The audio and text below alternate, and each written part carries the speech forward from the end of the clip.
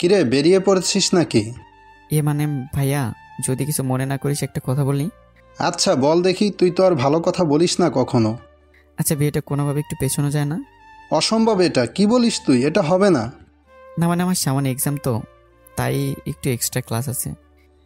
কি আমার ছাত্র, আমাকে বোকা ভেবেছিস? আরে তোর আগে এসব আমি পাশ করে এসেছি। তাড়াতাড়ি বাসায় আয়, আর কোনো বাহানা নয়। এই বলে ভাইয়া কল কেটে দিল। এখন বুঝতে পারলাম এখন বাসায় যাওয়া ছাড়া কোনো উপায় নেই। তখন আমি ফেসবুকে ঢুকলাম আর বন্ধুদের বলতে লাগলাম আমার সাথে যেতে। কয়েকজন যেতে রাজি হলো। তখন আমরা বের হয়ে পড়লাম বাসায় যাওয়ার জন্য। আসলে মেয়ে দেখতে আমি যাই না, মেয়েটাকেও দেখিনি, শুনেছি একটা বেয়ার নাকি আছে আমার। তখন আমরা 5 জন মিলে রওনা দিলাম বাড়ির উদ্দেশ্যে। সারা রাস্তা মজা করতে করতে আমরা বাসায় এলাম। এসে থেকে বাসাটা খুব সুন্দর করে সাজিয়েছে, আর 2 দিন পরে বিয়ে তো, তাই। তখন আব্বু সামনে পড়লো আর বলল, বাহ, আমার সোনা টুকরা গুণধর ছেলেটা এসেছে সব কাজ শেষ হওয়ার পর। আব্বু তুমি এটা বলতে পারলে বিয়েবাড়ির কাজ কি শেষ হয়? জানি, মেহমানদের নিয়ে রুমে যা। তখন আমরা আমার রুমে গেলাম। ব্যাগটা রুমে রেখে আম্মুর সাথে দেখা করতে গেলাম। গিয়ে দেখি আম্মু বসে আছে। তখন আম্মুর কাছে গেলাম, কেমন আছো আম্মু? এই তো বাবা, কিন্তু তুমি কে? আমার ছেলের মতো লাগছে। লা হাওলা, নিজের ছেলেকেই বলে গেলা? আমিও কম কিসের। মানে আন্টি, পাশের বাসার কুদ্দুসের ছেলে, চিনতে পারছেন না? ফাজলামো করিস আমার সাথে? এরকম শুকিয়ে গেছিস কি করে? নিশ্চয়ই বাজে কিছু খাস। তখনই পিছন থেকে সুমন আসলো আর বলতে লাগলো, আন্টি আপনি ঠিক ধরেছেন, ও তো সারাদিন মেয়েদের পেছনে ঘোরে, আর এর চেয়ে বাজে নেশা কি হতে পারে? শালা একদম ঠিক টাইমে এসে বাসটা দিয়ে দিল। আম্মু তোমার এই কিউট বাচ্চা পোলাটারে দেখে কি তোমার এরকম মনে হয় বলো? তোকে তো আমি পরে দেখে নেব। ওদেরকে দেখ কত ভদ্র ছেলেগুলো। কেমন আছো তোমরা বাবা? আলহামদুলিল্লাহ ভালো আন্টি, আপনি ভালো আছেন? বাবা, ভালো আছি। আম্মু ভাইয়া কোথায়? ওকে তো দেখছি না।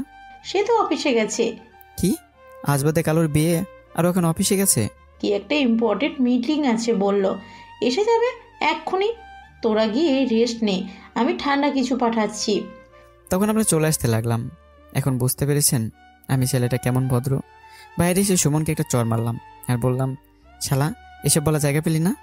বাহ, আমাকে কি করেছিলি সেটা ভুলি নাই এখনো। বাবাকে বলেছিলি আমি নাকি বাইরে থেকে বেশি করে টাকা নিয়ে সেই টাকা দিয়ে মেয়েদের সাথে ফুর্তি করি, আর তখন বাবা আমার টাকা দেওয়া কমিয়ে দেয়। আর আজ বদলা নেওয়ার জন্য এত বড় একটা সুযোগ পেলাম, সেটা কি আর হাত ছাড়া করা যায়? হয়েছে, ডায়লগ কম দে, এখন চল। তারপর রুমে গিয়ে রেস্ট নিতে লাগলাম। পরে একটু ফেসবুকে ঢুকলাম।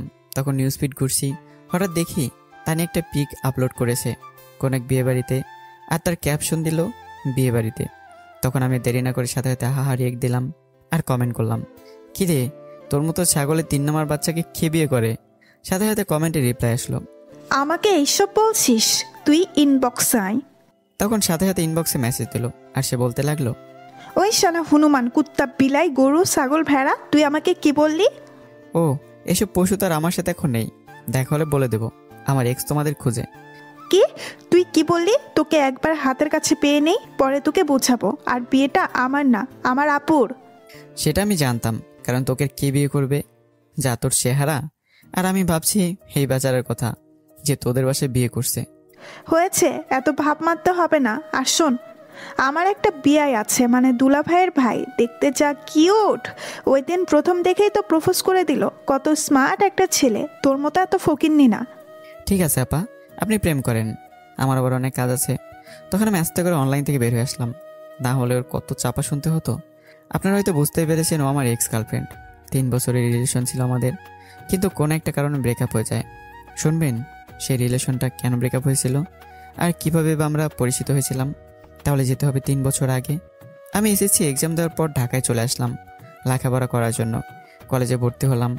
আজকে আমার কলেজের প্রথম দিন। সেই ভাব নিয়ে কলেজে গেলাম। গেটের ভিতরে গিয়ে দেখি একটা মেয়ে একটা ছেলের সাথে ছেলেবেলায় একটা ঝগড়া করছে।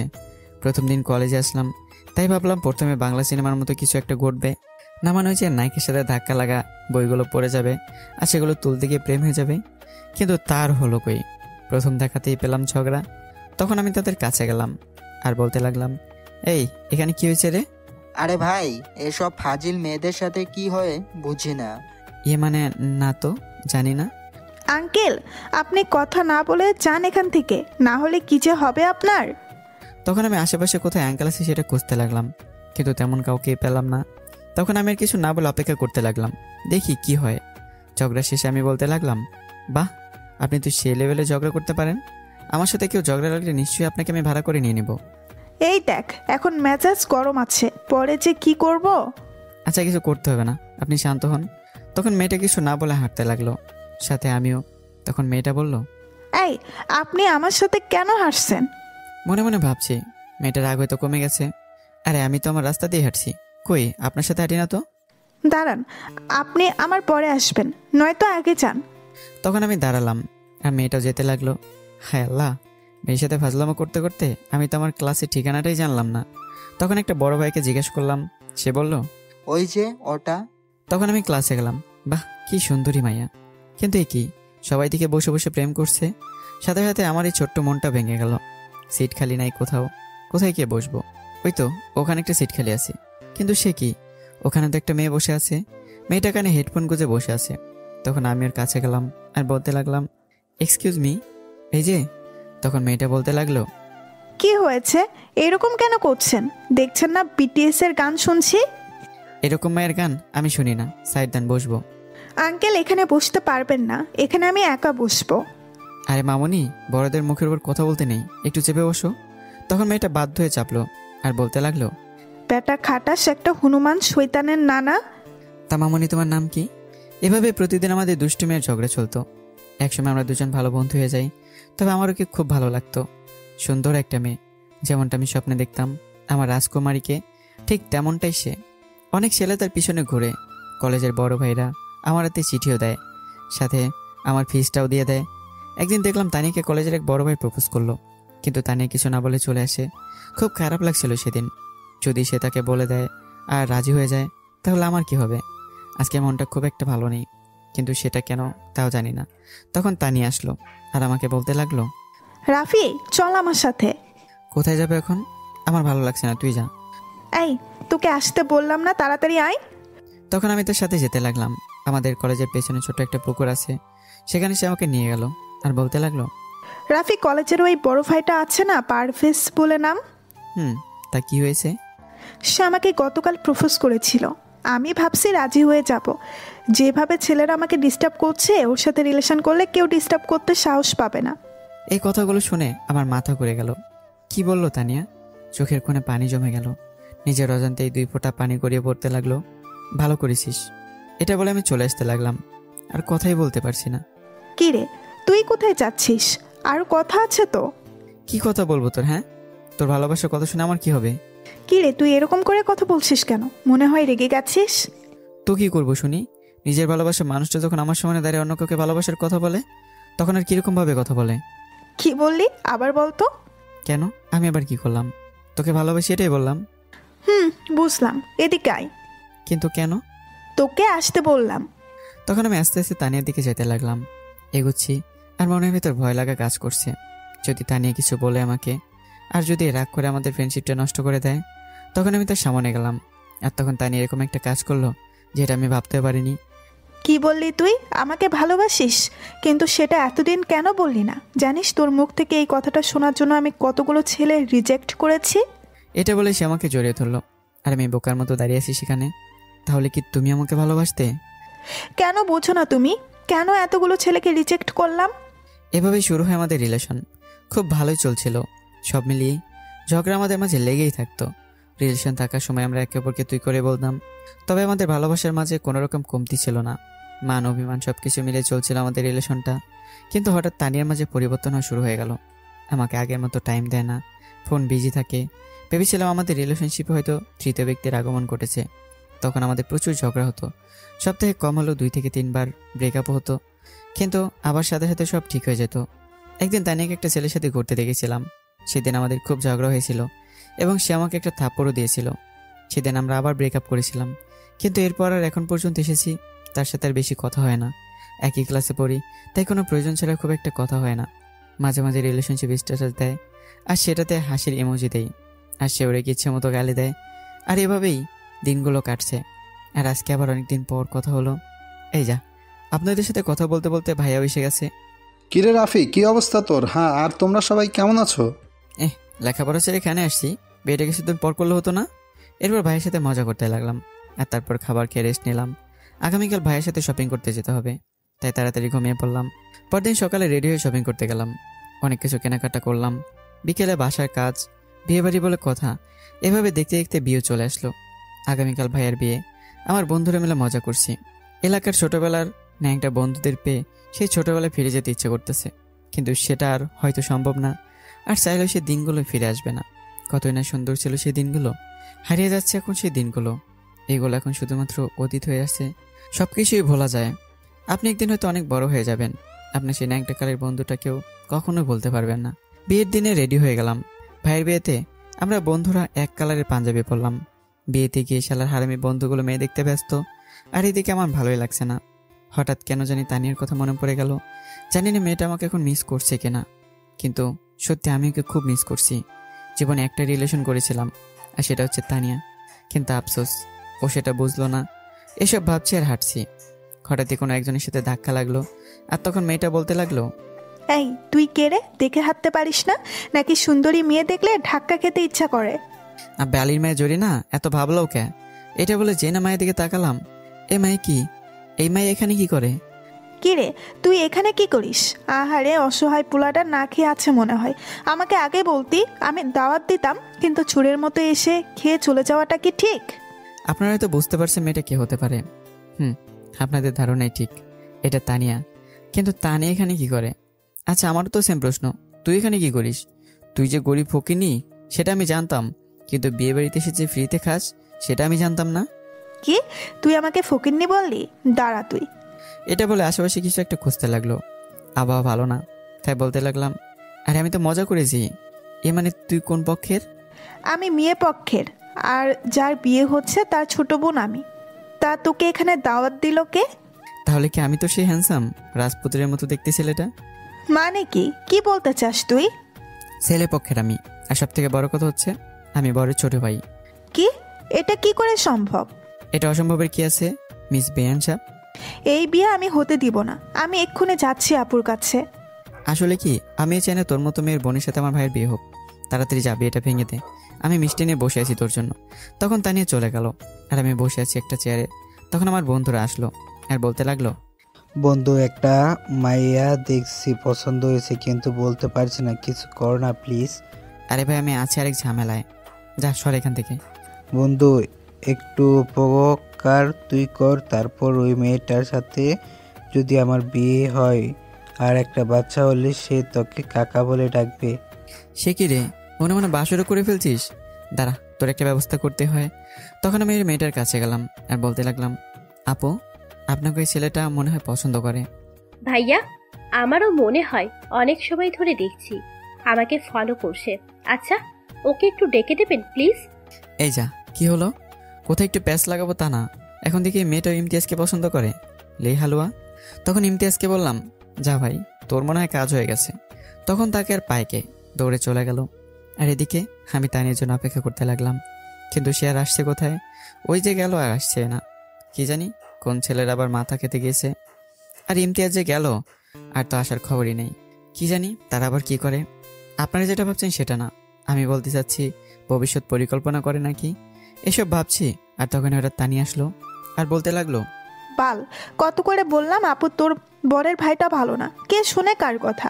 সে বলে সে নাকি তার বরকে বিয়ে করছে, বরের ছোট ভাইকে না। লও ঠেলা, এবার তো দেখি পুরোপুরি পাগল হয়ে গেছে। তোকে বিয়ে বাড়িতে রাখাটা ঠিক হবে না, তোকে তো পাবনা জাদুঘরে সংরক্ষণে রাখতে হবে। তুই মজা নিচ্ছিস?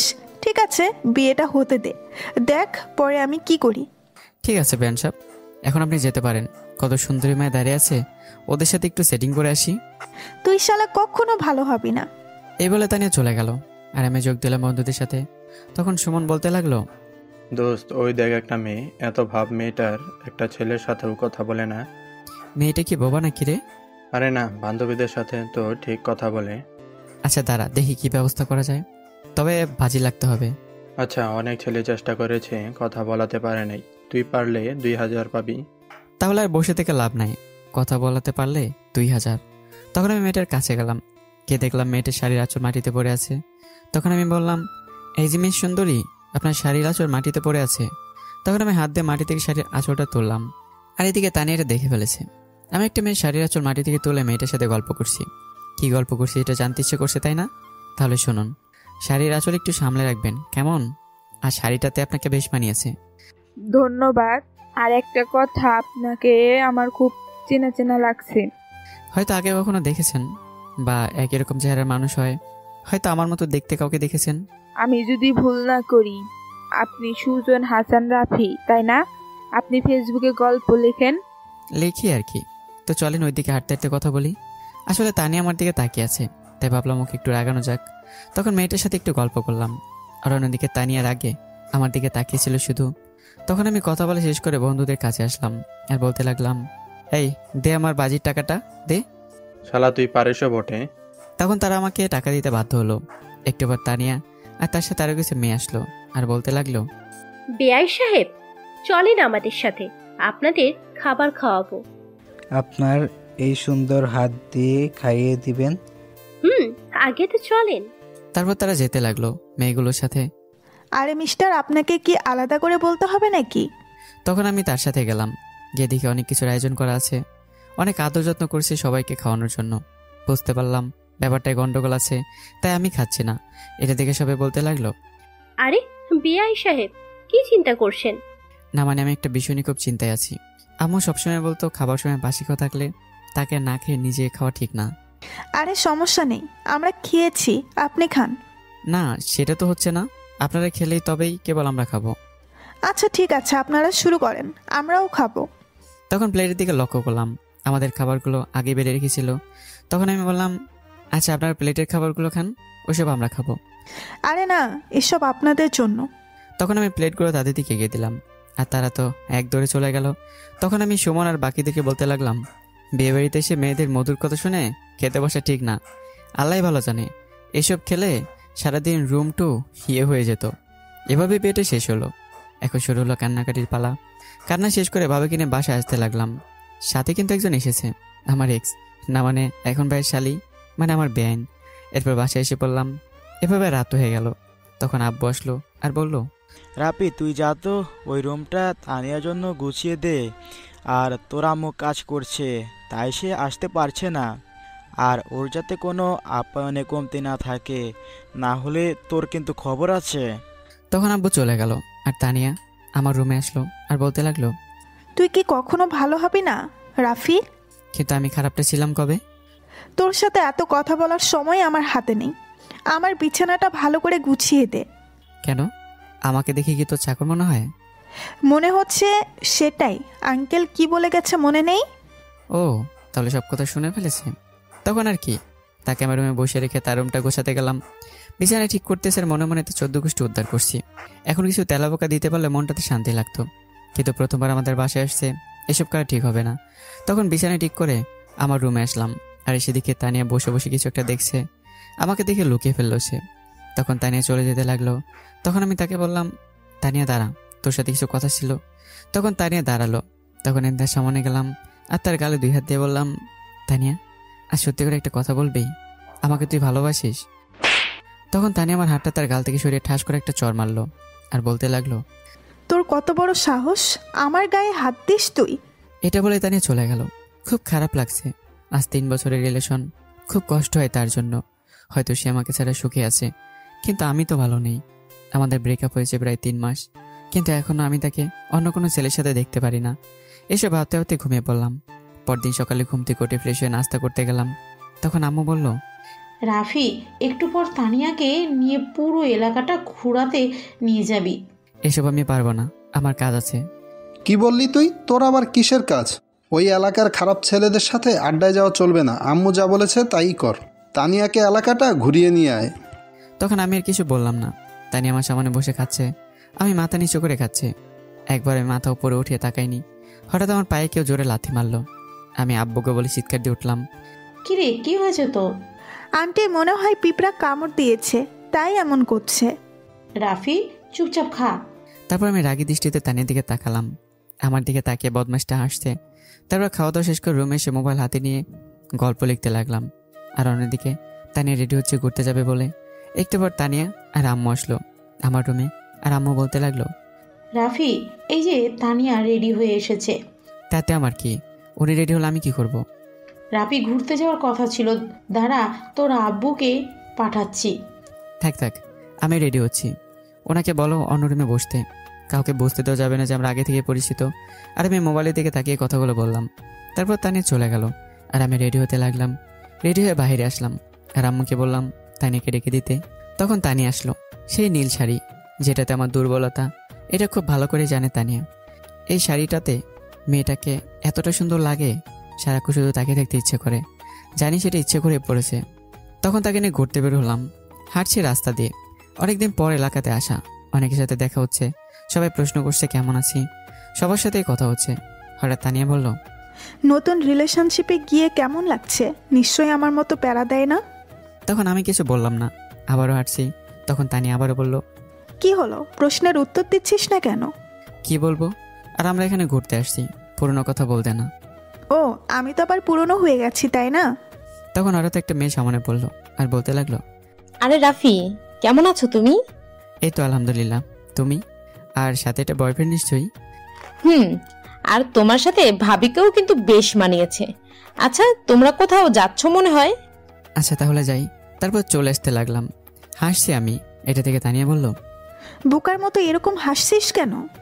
আসলে মেয়েটার কথায় হাসি পাচ্ছে, আমাদের নাকি মানিয়েছে। হেতে হাসার কি আছে? ওই দেখ একটা নদী দেখা যায়, চল ওখানে যাব। আচ্ছা ঠিক আছে। তারপর আমরা সেখানে চলে গেলাম। ওখানে একটা বসার জায়গা আছে, সেখানে বসলাম। তারপর কেউ কোনো কথা বলছে না। তখন আমি জিজ্ঞাসা করলাম, আচ্ছা তানিয়া, তোকে একটা প্রশ্ন করি। বল, কি প্রশ্ন?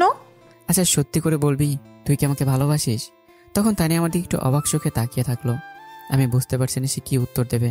হঠাৎ তার মুখে এমন একটা শব্দ শুনলাম যেটা আমি একদমই আশা করিনি। তুই ভাবলি কি করে রাফি তোর সাথে আমি এখনো রিলেশন করব? আরে তোর থেকে বেটার ছেলেরা আমার পিছনে করে, তাদেরকেই আমি পাত্তা দেই না, আর তুই তো। তাহলে 3 বছর যে আমাদের রিলেশন ছিল সেটাও কি মিথ্যা ছিল? না, সেটা মিথ্যা ছিল না, কিন্তু তোকে আর আমার ভালো লাগে না, তাই কখনো আমাকে এইসব বিষয় নিয়ে কথা বলবি না। এই কথাগুলো শুনে খুব কষ্ট হচ্ছিল।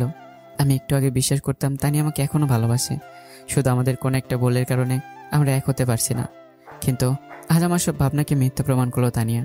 এই মেয়েটার জন্য হয়তো আমি মারাই যাব না, কিন্তু চিন্তারাশের মতো হয়ে যাব। নিজের চাইতে বেশি ভালোবাসি তানিয়াকে। আমাকে একদিন তানিয়া বলেছিল, আমাদের মধ্যে যত যাই হোক আমরা কেউ কাউকে ছেড়ে যাব না। এই তার কথার মূল্য। চোখে পানি চলে আসলো, লুকিয়ে পানিটা মুছে ফেললাম যাতে তানিয়া দেখতে না পায়। আমি চাই না সে কখনো কষ্ট পাক, সবসময় হাসি খুশি দেখতে চাই ওকে। আমি জানি সে কারো চোখের পানি দেখতে পারে না। তখন আমি মুখে হাসি নিয়ে বলতে লাগলাম, অনেক পাল্টে গেছিস তুই তানিয়া। একটা সময় তুই আমাকে ছাড়া ভাবতেই পারতি না। আমি নাকি তোর জীবনে সব কিছু ছিলাম, কিন্তু আজ দেখ আমাকে নাকি তোর ভালো লাগে না। এটাই হয়তো উপরওয়ালার খেলা। ওইসব এখন অতীত মাত্র, আজ থেকে কাউকে বলবি না আমাদের কখনো রিলেশন ছিল। আমি মুখে একটা হাসি নিয়ে বললাম, না। আর কোথাও যাবে নাকি? না, ভালো লাগছে না, ঘুরতে বাসায় যাব। তখন আমি তানিয়া বাসায় চলে আসলাম। আগামীকাল তানিয়াদের বাসায় যাওয়ার কথা ছিল আমার, কিন্তু কেন জানি যেতে ইচ্ছে করছে না তার বাসায়। একটু আগে তানিয়া তাদের বাসায় চলে গেছে। তখন আম্মু এসে বলতে লাগলো, রাফি, আগামীকাল তোকে তোর ভাবির বাসায় যেতে হবে। সরি আম্মু, আমাকে ঢাকা চলে যেতে হবে, আমার ভালো লাগছে না এখানে। আমি চাই না তানিয়ার বাসায় যেতে, ওকে দেখলে আমি বলতে পারবো না। তাই সিদ্ধান্ত নিলাম আগামীকাল ঢাকায় চলে যাব। যেই বাবা সেই কাজ। পরের দিন সকালে ঢাকার উদ্দেশ্যে রওনা দিলাম। সবাই নিষেধ করেছিল, বলেছিল আরও কিছুদিন থেকে তারপর যেতে, কিন্তু আমি চলে আসলাম। বন্ধুরা বিয়ের পরের দিন সকালে চলে গিয়েছিল। তারা টিউশনি করায়, আর ঢাকা শহরে টিউশনি একবার চলে গেলে আবার খুঁজে পেতে অনেক কষ্ট। বাসার সবাইকে ছেড়ে যেতেও কষ্ট হচ্ছে। কতদিন পর পরিবারের সাথে একসাথে সময় কাটিয়েছি, কিন্তু তবুও চলে যেতে হলো। দুপুরে ঢাকায় পৌঁছে গেলাম, আর এদিকে তানিয়া বাসায় এসে ভাবছে সেও ঢাকায় চলে যাবে। তখন তানিয়ার আম্মু বলল, আরে কিছুদিন পর যেতে, তোর আপুর বাসা থেকে মেহমান আসবে। আম্মু, আমার ওখানে অনেক কাজ আছে, তাই আমাকে যেতেই হবে। দুলা ভাইকে আমি কল দিয়ে বলছি। তখন তানিয়া ভাইয়াকে কল দিল আর বলতে লাগলো, ভাইয়া, আমি আগামীকাল ঢাকায় চলে যাব। কি বলো তানিয়া, আরও কিছুদিন বাসায় থাকো, আমরা আসছি তোমাদের বাসায়। তোমার সাথে তো ভালো করে কথাও হয় নাই। ভাই, আমাকে যেতেই হবে, সামনে পরীক্ষা, বুঝতেই পারছেন। তাহলে আর কি বলবো, আমার ছোট ভাইটা ওই রাফি আর কি, সেও চলে গেছে আজকে ঢাকায়। কত করে বললাম, কিন্তু তবুও থাকলো না। ও আচ্ছা। তারপর কথা বলে শেষ করে তানিয়া ভাবতে লাগলো, রাফি আজকে চলে গেল কেন? এভাবেই সেদিনটা চলে গেল। আর এদিকে আমি মেসে চলে আসলাম। সব বন্ধুরা একসাথেই থাকি, সবাই মিলে গল্প করছি, বিয়েটা কেমন কাটলো, কয়টা মেয়ে পটাইছি, মানে বন্ধুরা সাথে থাকলে যা হয় আর কি। তখন আমি বললাম, শোন, আজকে মনটা তেমন ভালো নেই। সবাই একটু অবাক হয়ে গেল, কারণ আমি কখনো তাদের সাথে এরকম আচরণ করি না। কিন্তু কেন জানি শুধু এই তানিয়া মেয়েটার কথা খুব মনে পড়ছে। যত চাই তাকে বলে থাকবো ততই তাকে মনে পড়ে যায়। তবুও তাকে ভুলেই যাব। ভালোবাসার মানুষটা যদি আমাকে ছাড়া সুখে থাকতে পারে, তাতেই আমি সুখী। এসব ভাবতে ভাবতে কখন যে ঘুমিয়ে পড়েছি জানি না। পরের দিন রেডি হয়ে কলেজে আসলাম। বন্ধুরা সবাই একসাথে ঘুরলাম, ক্লাস করে বাসায় চলে আসলাম। আর এদিকে তানিয়া সবার কাছ থেকে বিদায় নিয়ে তানিয়া ঢাকার উদ্দেশ্যে রওনা দিল এবং দুপুরের আগে পৌঁছে গেল। সেও একটা মেসে থাকে তার বান্ধবীদের সাথে। এভাবেই সেই দিনটাও চলে গেল। রাতে একটু পড়তে বসলাম, পড়া শেষ করে খাবার খেয়ে শুয়ে পড়লাম। কিন্তু কেন যে ঘুম আসছে না, কেন যে বারবার এই মেয়েটার কথাই মনে পড়ছে জানি না। তখন ফোনটা বের করে গ্যালারিতে ঢুকি আর আমার আর তার পিকগুলো দেখতে লাগলাম। কতই না সুন্দর ছিল দিনগুলো আমাদের, কিন্তু কথা আছে না, সুন্দর মুহূর্তগুলো বেশি দিন টেকে না। আমার সাথেও সেটাই হলো। এভাবে ফোন টিপতে টিপতে কখন যে ঘুমিয়ে পড়েছি নিজেও জানি না। পরদিন সকালে ঘুমতি করে ফ্রেশ হয়ে নাস্তা করে কলেজে গেলাম। কলেজে গিয়ে আমাদের আড্ডাখানে গিয়ে বসলাম আর সবার সাথে আড্ডা দিতে লাগলাম। হঠাৎ একজনকে দেখে আমার চোখ কিছুটা কপালে উঠে গেল। সে কবে আসলো ঢাকাতে? হ্যাঁ, আপনারা ঠিকই ধরেছেন, তানিয়া কলেজে এসছে, তারপর আমাদের আড্ডাখানার দিকে আসছে। দোস্ত, ভাবি আসতেছে। আমি কিছু বললাম না, দেখি সে কি করে। তখন আস্তে আস্তে সে আমাকে ক্রস করে চলে গেল আর আমি তার চলে যাওয়া দেখছি। অনেকটা অবাক হয়ে গেলাম। আমার সাথে একটা কথাও বললো না, না দেখার ভান করে চলে গেল। তখন দেখলাম রাকিব ভাইয়াদের কাছে গেল। রাকিব ভাইয়া হচ্ছে এই কলেজের অনেক সিনিয়র এবং তার অনেক পাওয়ারও আছে, বাপের টাকা আছে। তাই হাই রাকিব, কেমন আছো? আরে তানিয়া, তুমি চলে এসেছো? আসছে কোনো সমস্যা হয় নাই তো? না, তেমন কোনো সমস্যা হয় নাই। চলো আমার সাথে ওই দিকটা থেকে ঘুরে আসি। এই তোরা একটু থাক কেমন, আমি আর তানিয়া একটু ঘুরে আসি। কথাগুলো একটু জোরে জোরে বলল। রাকিব ভাইয়া জানতো আমার আর তানিয়ার রিলেশনের ব্যাপারে। তখন তারা আমাকে পাশ কাটিয়ে চলে গেল, একে অপরের হাত ধরে হাঁটছে। এটা দেখে আমার মাথা ঘুরতে লাগলো। চোখ দুটো হাত দিয়ে মুছলাম এবং আবার ভালো করে তাকিয়ে দেখলাম, না, ভুল তো দেখছি না। তানিয়া রাকিব দুজনে হাত ধরে হাঁটছে। কিন্তু রাকিব এমনটা করতে পারলো। সে আমাদের কোনো সমস্যা হলে হেল্প করবে বলেছিল, কিন্তু আজ তো দেখছি কি করব বুঝতে পারছি না। এই রাকিব ছেলেটা একদমই ভালো না। তার শখ হচ্ছে মেয়েদের শরীর। না জানি এখন পর্যন্ত কতগুলো মেয়েকে ইউজ করেছে, নষ্ট করেছে কতগুলো মেয়ের জীবন। বাপের টাকা আর মেয়েদের লোকলজ্জার ভয়ে আজও ঘুরছে খোলা আকাশের নিচে। তখন ইমতিয়াজ বলতে লাগলো, দোস্ত, এটা কি হলো? তানিয়া ওই রাকিব ভাইয়াকে হাত ধরে তোর সামনে দিয়ে চলে গেল? কি আর হবে, নতুন রিলেশনশিপে গেছে হয়তো। দোস্ত, আমি জানি তুই কথাগুলো হেসে কেন বলছিস। আসলে তোকে আমি চিনি। কি আর করবি বল, মেয়েদের মন আকাশের রং, এর মতো হঠাৎ বদলে যায়। এদের বোঝাটা অনেক কঠিন। এগুলো বলে সে আমার দিকে তাকালো আর আমার চোখ দিয়ে পানি পড়ছে। কিন্তু আমি জানি না। আমার হাত দিয়ে পানিগুলো মুছে বলতে লাগলাম, জানিস ইমতিয়াজ, তানিয়াকে খুব ভালোবাসতাম এবং অনেক বিশ্বাসও করতাম। আমাদের অনেক ব্রেকআপ হয়েছে, আবার ঠিকও হয়ে গেছে। আমি ভেবেছিলাম এবারও ঠিক হয়ে যাবে, কিন্তু কি হলো দেখ। আসলে ভুলটা আমারই ছিল। কেন আমার পজিশন না জেনে তাকে ভালোবাসতে গেলাম। তবে কষ্টটা আমার সেই জায়গায় না। আমাকে ভালো লাগে না, আমি জানি সেটা। ভালো একটা ছেলে দেখে রিলেশন করলে আমি কষ্ট পেতাম না। তবুও তো ভাবতাম কলিজাটা ভালো আছে, আর কলিজাটা ভালো থাকলে আমিও ভালো থাকবো। কিন্তু এরকম একটা ছেলের সাথে আমার মাথায় কিছুই ঢুকছে না। তানিয়া তো জানে এই রাকিব সম্বন্ধে। তখন ইমতিয়াজ বলল, চল ক্লাসে যাই, এসব চিন্তা বাদ দে। তখন আমি তাদের সাথে ক্লাসে চলে আসলাম। ক্লাস এসে দিকে তানিয়া নেই। একটু অবাক হলাম। যে মেয়েটা কোনোদিন ক্লাস মিস করে না, সেই মেয়েটা ক্লাসে নেই। প্রথম ক্লাস শুরু হলো এবং ক্লাস শেষও হয়ে গেল, কিন্তু তানিয়া আসার কোনো নামগন্ধই নেই। একটু পর তানিয়া রাকিব আসলো আর তানিয়াকে ক্লাসে দিয়ে চলে গেল। তারপর তানিয়া ক্লাসে এসে বসলো। এরপর আমার দিকে তাকিয়ে আবার নিজের বন্ধুদের সাথে কথা বলতে লাগলো। দেখে মনে হচ্ছে খুব খুশি, কিন্তু কেন? সত্যিকারের ভালোবাসার ধাম নেই, সেটা আজ বুঝতে পারলাম। এভাবে ক্লাসগুলো শেষ হয়ে গেল আর আমি বাসায় যাওয়ার জন্য একটা রিক্সা খুঁজতে লাগলাম। ইমতিয়াজ যাবে একটা টিউশনি করাতে। কলেজের গেটের কাছে পেছন থেকে শুধু হর্ন বাজিয়ে যাচ্ছে। পেছনে ফিরে যায় বকা দিতে যাব, তখন এদিকে রাকিবের গাড়ি আর পেছনে তানিয়া বসে আছে। তখন আমি বলতে লাগলাম, কি সমস্যা ভাই আপনার, এভাবে হর্ন দিচ্ছেন কেন? এখানে তো অনেক রাস্তা দেখতে পাচ্ছেন না? বাহ, তোর মুখেও কথা ফুটেছে। আজমোটা ভালো, তাই তোকে কিছু বললাম না। এটা বলে বাইকটা নিয়ে চলে গেল। একবারের জন্য তানিয়া আমার দিকে ফিরেও তাকালো না। এরকম একটা ভাব নিল মনে হয় সে আমাকে চেনেই না। এভাবে বাসায় পৌঁছে গেলাম। বিকেল একটু হাঁটাহাঁটি করার জন্য বাইরে আসলাম। এই ব্যস্ত শহরে কেউ কারো না, সেটা এখানে আসলে বোঝা যায়। হাঁটছি আর এসব ভাবছি, হঠাৎ এমন একজনকে দেখে দাঁড়িয়ে পড়লাম আর অবাক হলাম সে এখানে কি করে। আসলে আপনারা বুঝতে পারছেন না কার কথা বলছি। তাহলে চলেন জেনে আসি এটা কে। বিয়েবাড়িতে একটা মেয়ের সাথে কথা বলেছিলাম, মনে আসে নিশ্চয়ই। সেই মেয়েটাই এখানে কি করছে সেটাই ভাবতে লাগলাম। হঠাৎ সে মেয়েটা আমাকে দেখে ফেললো। তখন সে আমার কাছে আসলো আর বলতে লাগলো, আরে রাফি ভাইয়া, কেমন আছেন? এই তো ভালো, আপনি কেমন আছেন? আছি ভালো, তবে আপনার বিরুদ্ধে আমার একটা অভিযোগ আছে। আপনি গল্পগুলো একদিন পর পর কেন পোস্ট করেন? ওর অভিযোগ শুনে আমি হাসবো নাকি কাঁদবো বুঝতে পারছি না।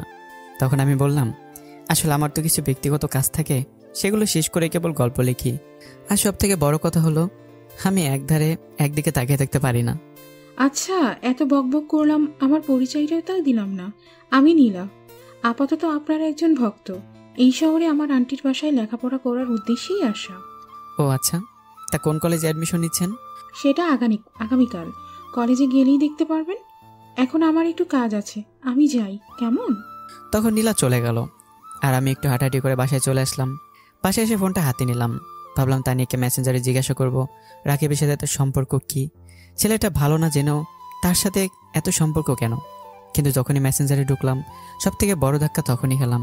তানিয়া আমার সাথে এমনটা করতে পারবে আমার জানা ছিল না। আমাকে ব্লক করে দিয়েছে মেসেঞ্জারে। এটা দেখে আমার আর কথা বলার শক্তিটাও হারিয়ে ফেললাম। কিন্তু তখন আরেকটা ব্যাপার হলো, সে ফেসবুক থেকে ব্লক করেনি। তখন আমি তার নাম্বারে কল দিলাম। প্রথমবার রিং করার পর কলটা রিসিভ করলো না। পরে আবার কল দিলাম, এবার কলটা রিসিভ হলো। ওপাশ থেকে বলতে লাগলো, কিরে এভাবে কল দিয়ে বিরক্ত কেন করছিস? দেখছিস না কল রিসিভ করছি না? আজ আমি কল দেওয়াতে বিরক্ত বোধ করছো? কই, আগে কখনো তো বলনি। কেন, তোকে কি আমার সব কাজ জানিয়ে করতে হবে নাকি? না, তা কেন হবে? তবে আগে জানিয়ে দিলে হয়তো আমি কল দিতাম না। আমার সম্বন্ধে তুমি জানো আমি কেমন ছেলে। মুখে একবার যা বলি তা করার চেষ্টা করি। তবে আজ থেকে আমার এই নাম্বার থেকে তোমার ইচ্ছার বিরুদ্ধে কখনো কল যাবে না। খুব বাচালি, এখন কলটা কেটে দিলে অনেক খুশি হতাম। তখন আমি আর অপেক্ষা না করে কলটা কেটে দিলাম। কি প্রয়োজন অন্যজনকে বিরক্ত করার? যে কিনা আমাকে সহ্য করতে পারে না, তাকে তার মতো থাকতে দিই। সে হয়তো তার মতো করে খুশি আছে, কিন্তু আমাকে ভালো নাই বাসুক, কিন্তু এভাবে অবহেলা কেন করছে? ভাবছি আর বুকের ভেতরটা খুব ব্যথা করছে। চোখের পানিটাও কথা শুনছে না। এসে না থাকা সত্ত্বেও চোখ দিয়ে পানি পড়ছে। বুঝতে পারছি না যে আমাকে ভালোবাসে না, তার জন্য কেন আমার চোখ দিয়ে পানি পড়ছে। এসব ভাবতে ভাবতে কখন যে ঘুমিয়ে পড়েছি বুঝতে পারিনি। সকালে ঘুম থেকে উঠে কলেজে যাওয়ার জন্য রেডি হলাম। কিন্তু এই ঢাকায় সকালে রিক্সা খুঁজে পাওয়া এক প্রকার যুদ্ধ করতে হয়। একটা রিক্সা পেলাম অবশেষে। এ মামা, যাবে কলেজের সামনে? যাব মামা, তয় 50 টাকা লাগবে। কিন্তু মামা এখানে ভাড়া তো 20 টাকা। মামা যাইলে বলেন, নয়তো চলে যাব। সারাদিনের আর একটাও রিক্সা পাবেন না। কি আর করার, উঠে বললাম রিক্সাতে। আর ভাবতে লাগলাম, লেখাপড়া ছেড়ে ঢাকাতে রিক্সা চালালেও ভালো টাকা রোজগার করা যাবে। মামা, একটা রিক্সা কিনতে কত টাকা লাগতে পারে? এই ধরেন 7 থেকে 8,000 টাকা। তাহলে তো এই পেশাটাই ভালো, স্বাধীন একটা পেশা। হয় মামা, স্বাধীন একটা পেশা। তবে মামা, আমরা গরিব মানুষ, রিক্সা চালাই, কেউ আমাদের একটু সম্মানও করে না। আমার ছেলের বয়সের ছেলেরা আমাকে তুই করে বলে। পেটের জ্বালাস এসব সহ্য করতে হয় মামা। 2টা মেরে লেখাপড়া করে জানো তো লেখাপড়ার খরচ কত? বর্তমানে মামা তেলের দামও 200 টাকা। আমরা সারাদিন 500 টাকা রোজগার করতে পারি না। মামা, কি করে সংসার চলবে বলেন? তার উপর কালকে ছোট মেয়েটার স্কুলে 1000 টাকা লাগবে, কিন্তু এত টাকা কোথায় পাবো বলেন? ওর কথা শুনে সত্যিই খুব খারাপ লাগলো। বুঝতে পারলাম না কি বলে সান্ত্বনা দেব। এভাবে আমরা কলেজে চলে আসলাম। আমি রিক্সা থেকে নেমে পকেট থেকে 500 টাকার একটা নোট দিলাম। এত বড় টাকা তো ভাঙতি নাই, মাত্র তো রিক্সা নিয়ে আসলাম। মামা, টাকাটা রেখে দাও, আমার কাছে ভাঙতি নেই। পকেটে 50 টাকার নোট আছে, তবুও দিলাম না। না মামা, আমি এত টাকা নিতে পারবো না। আমার যা ভাড়া তাই দেন। আরে মামা, এটা তোমাকে একেবারে দেয়নি তো। প্রতিদিন আমাকে কলেজে নিয়ে আসবে, তাহলে তো শোধ হয়ে যায়। সত্যি আপনার মতো মানুষ হয় না। আজ আসি কেমন মামা? এই বলে লোকটা রিক্সা নিয়ে চলে গেল। কি অদ্ভুত, এরকম একটা মানুষ মনে হাজারো কষ্ট নিয়ে কিভাবে হাসি খুশিভাবে কথা বলতে হয় এদের কাছ থেকে দেখা যায়। আজ খুব ভালো লাগছে, একজনের একটু হলেও তো উপকার করলাম। হঠাৎ সামনে তাকে দেখে নীলা যাচ্ছে কলেজের দিকে। আর তখন আমি তাকে ডাক দিলাম আর বলতে লাগলাম, আরে নীলা, আপনি এখানে? বলেছিলাম না আবার দেখা হবে। এই কলেজে ভর্তি হয়েছে আমি, আপনার নিচের ব্যাচ আমি। আচ্ছা ঠিক আছে, কোনো সমস্যা হলে আমাকে বলো কেমন? আর তোমার ক্লাসটা ওইদিকে? ধন্যবাদ, একটু পর কথা হবে, আমি ক্লাসরুম থেকে আসি। তখন নীলা চলে গেল। আর এদিকে হঠাৎ তানিয়া আসতে লাগলো। তাকে দেখে বুকটা ধুকপুক করতে লাগলো। বুঝতে পারলাম না কেন এমনটা হচ্ছে, কেন সে রাকিবের মতো বাজে ছেলের সাথে মিশছে। সেটা জিজ্ঞেস করবো তাকে। সে আমাকে ভালো নাই বাসুক, কিন্তু আমি তো বাসি তাকে। তার কোনো ক্ষতি হোক সেটা আমি চাই না। তখন তানিয়ার সামনে গেলাম আর বলতে লাগলাম, আমি জানি তুমি আমাকে পছন্দ করো না, এমনকি আমাকে সহ্য করতে পারো না। তবে আমি এখন তোমাকে বিরক্ত করতে আসিনি। তবে একটা কথা জানতে এসেছি, সত্যি করে জবাব দেবে? যদি না দেই তাহলে কি করবি আমার? এক্ষুনি বাসায় কল দিব আর ভাবিকে বলবো তুই সারাদিন একটা বাজে ছেলের সাথে ঘুরে বেড়াস। হয়েছে হয়েছে, বল কি জানতে চাস? রাকিবের সাথে তোর কি সম্পর্ক? তুই জানিস না রাকিব কতটা বাজে ছেলে, কতটা মেয়ের জীবন নষ্ট করেছে তার হিসাব নেই। আর তুই এসব জেনেও তার সাথে সম্পর্ক করছিস? কি বললি তুই? তোর এত বড় সাহস, তুই রাকিবের নামে বাজে কথা বলিস? তোর মতো ছোট লোককে রাকিব 1 মিনিটে গায়েব করে দিতে পারে। যদি জানতে পারে তুই তাকে এসব বলেছিস, আর কখনো আমার সামনে এসে বলবি না, তাহলে তোর খবর আছে। প্লিজ তানিয়া, বোঝার চেষ্টা করো। কিন্তু কে শোনা কার কথা? আমি তাকে বোঝানোর চেষ্টা করলাম, তার বিনিময়ে 2টা চর ছাড়া আর খিবা পেলাম। ভালোবাসে বলে তার খারাপ হোক এমনটা আমি চাই না, কিন্তু সে তো তার ভালোটা বুঝতে পারছে না। এসব দূর থেকে দাঁড়িয়ে সবাই মজা নিচ্ছে। একজন তো এসে বলতে লাগলো, 3 বছর দেখেছি হাতে হাতে দিয়ে একে অপরের সাথে হাঁটতে, কিন্তু আজ তো দেখি সম্পূর্ণ ভিন্ন 2টা থাপ্পড় দিয়ে চলে গেল। সবাই হাসাহাসি করছে দূর থেকে। আর একজনকে দেখলাম যে আমাদের দাঁড়িয়ে দেখছে। হ্যাঁ, আপনারা ঠিকই ধরেছেন, সে আর কেউই না, নীলা। আমি লজ্জায় মাথা তুলে দাঁড়াতেও পারছি না। যার সাথে এতদিন রিলেশন করলাম, আর সে আজ অন্য ছেলের জন্য আমাকে এভাবে অপমান করলো। তানিয়া চলে গেল আর তখন আমি যেতে লাগলাম। হঠাৎ নীলা ডাকতে লাগলো। আমি তার ডাক শুনে দাঁড়ালাম। তখন নীলা বলতে লাগলো, কি হয়েছে, মেয়েটা আপনার সাথে এরকম কেন করলো? থাপ্পড়ও দিল? ভালোবাসি তো, তাই তার ভালো চাইতে কি এমনটা হলো। কেন, উনি কে? আপনাকে ভালোবাসেন না? তোমাকে সবটা বলতে হবে, চলো ওই দিকটায় গিয়ে বসি। তখন আমি আর নীলা এক জায়গায় গিয়ে বসলাম আর বলতে লাগলাম, আসলে আমাদের 3 বছরের রিলেশন ছিল। তখন নীলাকে আমি সবটা বলতে লাগলাম। হয়তো আপু রাকিব ভাইয়াকে পছন্দ করে আর সে জন্য আপনার সাথে এরকম করতেছে। হ্যাঁ, আমি সেরকমটা ভেবেছি, কিন্তু রাকিব ছেলেটা ভালো না। তার কাজ হলো মেয়েদেরকে প্রেমের জালে ফাঁসিয়ে তার দেহ ভোগ করা। আর সেটা তানিয়াকে বলাতে একটু আগে আমার সাথে এরকম করলো। বুঝলাম। আমার মনে হয় নীলাকে আপনার ভুলে যাওয়া উচিত। কিন্তু সেটাই তো পারছি না, আমি তো তাকে পাগলের মতো ভালোবাসি। তাহলে আমার কাছে একটা প্ল্যান আছে। সে যেমন করে আপনাকে কষ্ট দিচ্ছে, ঠিক তেমন করে আপনিও তাকে কষ্ট দিবেন। ভালোবাসায় কত কষ্ট। তাড়াতাড়ি বড় প্ল্যানটা। তখন নীলা বলতে লাগলো, বুঝলাম, কিন্তু এটাতে তুমি আমাকে সাহায্য করবে তো? আরে ধুর, আমি এসব কম বুঝি। আমি তো 3 বছর করেছি, আমার এক্সপেরিমেন্ট আছে, আমি শিখিয়ে দেব। তাহলে ঠিক আছে, তাহলে কিন্তু তোমাকে তুমি করে বলবো। আর আজ থেকে আমি তোমার কে? আমার জিপ। মনে থাকে যেন। আচ্ছা, এখন আমার ক্লাস আছে, ছুটির পর কথা হবে, কেমন? এটা বলে নীলা চলে গেল। আর আমি মনে মনে ভাবতে লাগলাম, মেয়েটির মাথায় ভালোই বুদ্ধি আছে। হঠাৎ আমার ফোনটা বাজতে লাগলো। তাকে দিকে বাসা থেকে ভাবি কল দিয়েছে। কি মনে করে কল দিলে ভাবি? কেন, তোমাকে কল দিলে কি কিছু মনে করে কল দিতে হবে? আরে না, এমনিতে তো আমি কল না দিলে তোমরা দাও না, আজ হঠাৎ ইচ্ছে হলো তাই দিলাম। আচ্ছা, আমার বোনটা কোথায় গো? এ মানে তোমার বোন যেন কে? কি বলো, তানিয়াকে চিনো না? তার সাথে একটু আগে কথা হয়েছে। সে বলল ও নাকি তোমার সাথে আছে এবং কলেজে বেশি সময় তোমার সাথে থাকে, আর তুমি তাকে চিনো না। দেখলেন আপনারা মেয়েটা কেমন চিটার? সে নাকি সারাদিন কলেজে আমার সাথে থাকে। ভাবি, তোমার বোনটা তো সে লেভেলে মিথ্যা কথা বলে, আর সারাদিন তো আমি তাকে দেখতে পেলাম না। অবশ্য আমার এক ফ্রেন্ড নাকি দেখেছে রাস্তায় কোনো এক ছেলের সাথে ফুচকা খাচ্ছে। আমি আবার তোমার বোনের তো খোঁজ রাখতে পারবো না। কি বলো রাফি, ও তাহলে আমার সাথে মিথ্যা বলেছে? ওকে তো আমি দেখে নিব, তবে ভাই না ভালো, তুমি ওকে একটু দেখে রেখো। আমার কথা সে শোনে না, তবে এত করে যখন বলছো তখন আমি চেষ্টা করব। তখন আমি ভাবির সাথে কথা বলে ক্লাসে চলে আসলাম আর মনে মনে ভাবতে লাগলাম, মিস তানিয়া এবার বুঝবে মজা, কত ধানে কত চাল। তখন আমি ক্লাস করতে লাগলাম। বন্ধুরা সবাই একসাথে বসেছি। আজকে সারা ক্লাসে একবারও তানিয়ার দিকে তাকালাম না। তখন তানিয়া ভাবতে লাগলো, কি ব্যাপার, আজকে সে আমার দিকে একবারও তাকালো না কেন? হয়তো রাগ করেছে চট দেওয়ার কারণে, কিন্তু আমারও তো রাগ উঠছে রাকিবের নামে বাজে কথা বলাতে। এভাবে ক্লাসগুলো শেষ করে কলেজের গেটে দাঁড়িয়ে আছি নীলার জন্য। তখন নীলা আসলো আর বলতে লাগলো, চলো বাসায় যাবে না? হ্যাঁ। তখন একটা রিক্সা ডাক দিলাম আর রিক্সাতে উঠতে যাব, পাশ দিয়ে তানিয়া রাকিবের বাইকে করে যাচ্ছে। আমাকে আর নীলাকে একসাথে দেখে তানিয়া তাকিয়ে রইল। যত সময় আমাদের দেখা যায় তখন আমরা রিক্সাতে উঠলাম, আর রিক্সা চলতে লাগলো তার আপন গতিতে। তখন আমি নীলাকে জিজ্ঞাসা করলাম, আচ্ছা তুমি রিলেশন করো না? আসলে আমি রিলেশন করে কষ্ট পেতে চাই না, আর ভালো ছেলে পেলে করব। ভালো তো। এভাবে আমরা বাসায় চলে আসলাম। বাসায় এসে ফ্রেশ হয়ে একটু রেস্ট নিলাম আর ফেসবুকে ঢুকলাম। গল্পটা পোস্ট করে আবার চলে আসলাম। আর এখন ফেসবুকে থাকতে ইচ্ছে করে না। হঠাৎ একটা আইডি থেকে মেসেজ আসলো। অবশ্য সেই আইডিটা আমার চেনা। হ্যাঁ, নীলার কথাই বলছি। সে আমাকে মেসেজ দিছে। কিছু সময় কথা বললাম।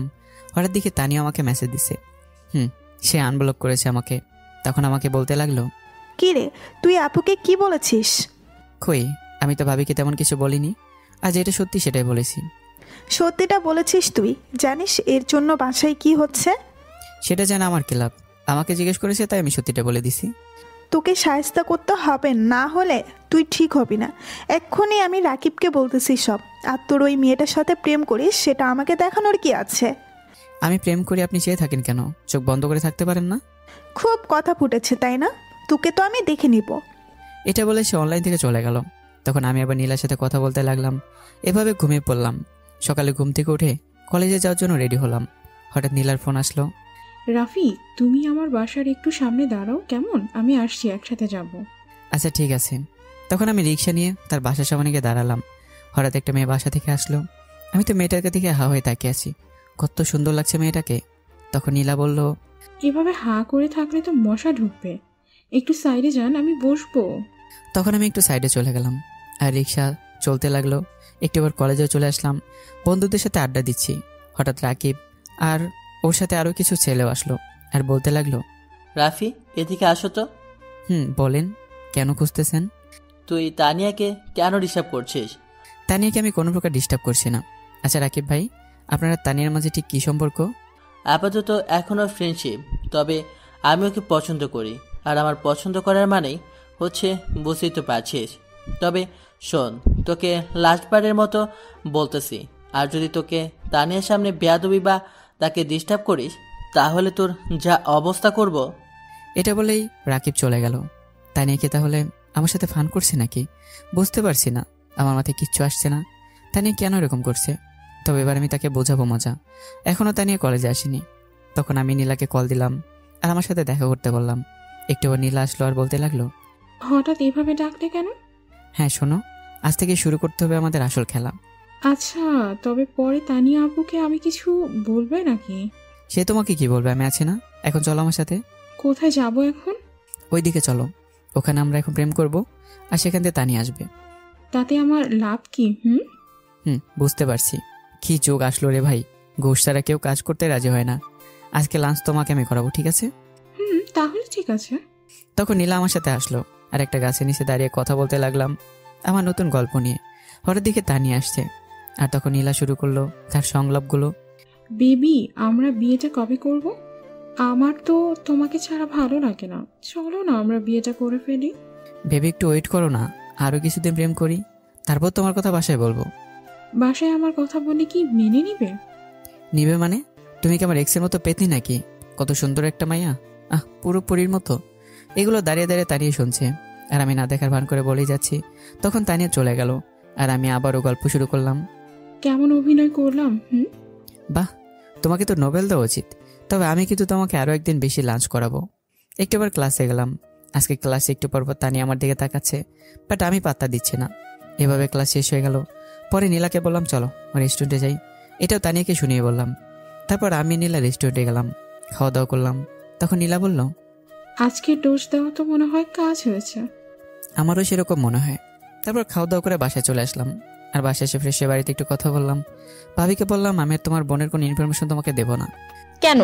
সেখানে তো তুমি একমাত্র তার অভিভাবক। প্রচুর অভিভাবক। তুমি বলেছিলে আমার কথা বলবে না যে আমি এগুলো বলেছি, কিন্তু তুমি কেউ করলে আমার নাম বলে দিলে। তুমি জানো সে সবার সামনে আমাকে অপমান করেছে, 2টা চরও দিয়েছে। এটা বলে রাগ দেখে কলটা কেটে দিলাম। এবার বুঝবে মজা আমি তানিয়া, আমাকে চর দেওয়া। তারপর মনের সুখে একটা গান শুনতে লাগলাম। আজ আমার গার্লফ্রেন্ডের বিয়ে, অবশ্য গার্লফ্রেন্ডের বিয়ে না, তবুও শুনছি। একটু পর হঠাৎ একটা কল আসলো। তাকে যে নাম্বার দেখলাম সেটা দেখি তো বুকটা কাঁপুনি শুরু হলো। আপনারা তো ভেবেছেন ভয় আবার আমার বুক এরকম করছে নাকি? আরে ভাই না, তোমরা সবসময় উল্টাপাল্টা ভাবো। এরকম হচ্ছে না। তানিয়া কল দিয়েছে, তাও আজ কতদিন পর। আমাকে ব্লক করে রেখেছিল, কিন্তু আজ সে নিজেই কল দিল। ব্যাপার কি? এসব ভাবতে ভাবতে কলটা কেটে গেল। তখন ভাবতে লাগলাম হয়তো ভাবি কল দিয়েছিল, আর সেই পরে রাগগুলো আমার উপর যারার জন্য কল দিয়েছে। তখন কলটা আবার বাজতে লাগলো। এবার রিসিভ করে সালাম দিলাম, আর এরকম একটা ভাব নিলাম যেন ওকে আমি চিনি না। বাহ, এত তাড়াতাড়ি ভুলে গেলি? কি প্রেম ছিল তোর মাইরি। কি লাভ আপনাকে মনে রেখে? এখন বলেন কল কেন দিয়েছেন? আগামীকাল লেকের পাড়ে দেখা করতে পারবি? আমার হাতে তো সময় নেই। কেন, এখানে বললেই পারেন। তোর হাতে সময় থাকবে কি করে? তুই তো নীলাকে নিয়েই বিজি থাকিস। বুঝলে ভালো, আগামীকাল বিকেলে দেখা করব, তবে খুব অল্প সময়। ঠিক আছে। তারপর কলটা কেটে দিল, আর আমি ভাবতে লাগলাম কেন তার সাথে দেখা করতে বললো সে। মনে হয় তার ভুল বুঝতে পেরেছে, আর আমার কাছে হয়তো ক্ষমা চাইবে। কিন্তু আমি তো তাকে ক্ষমা করব না। তার মতো মেয়েকে আমার জীবনে আর আনাই ঠিক হবে না। এভাবেই সেই দিনটা কেটে গেল। পরদিন সকালে ভাইকে কল দিলাম। ভাই একটা কথা বলার জন্য কল দিয়েছিলাম।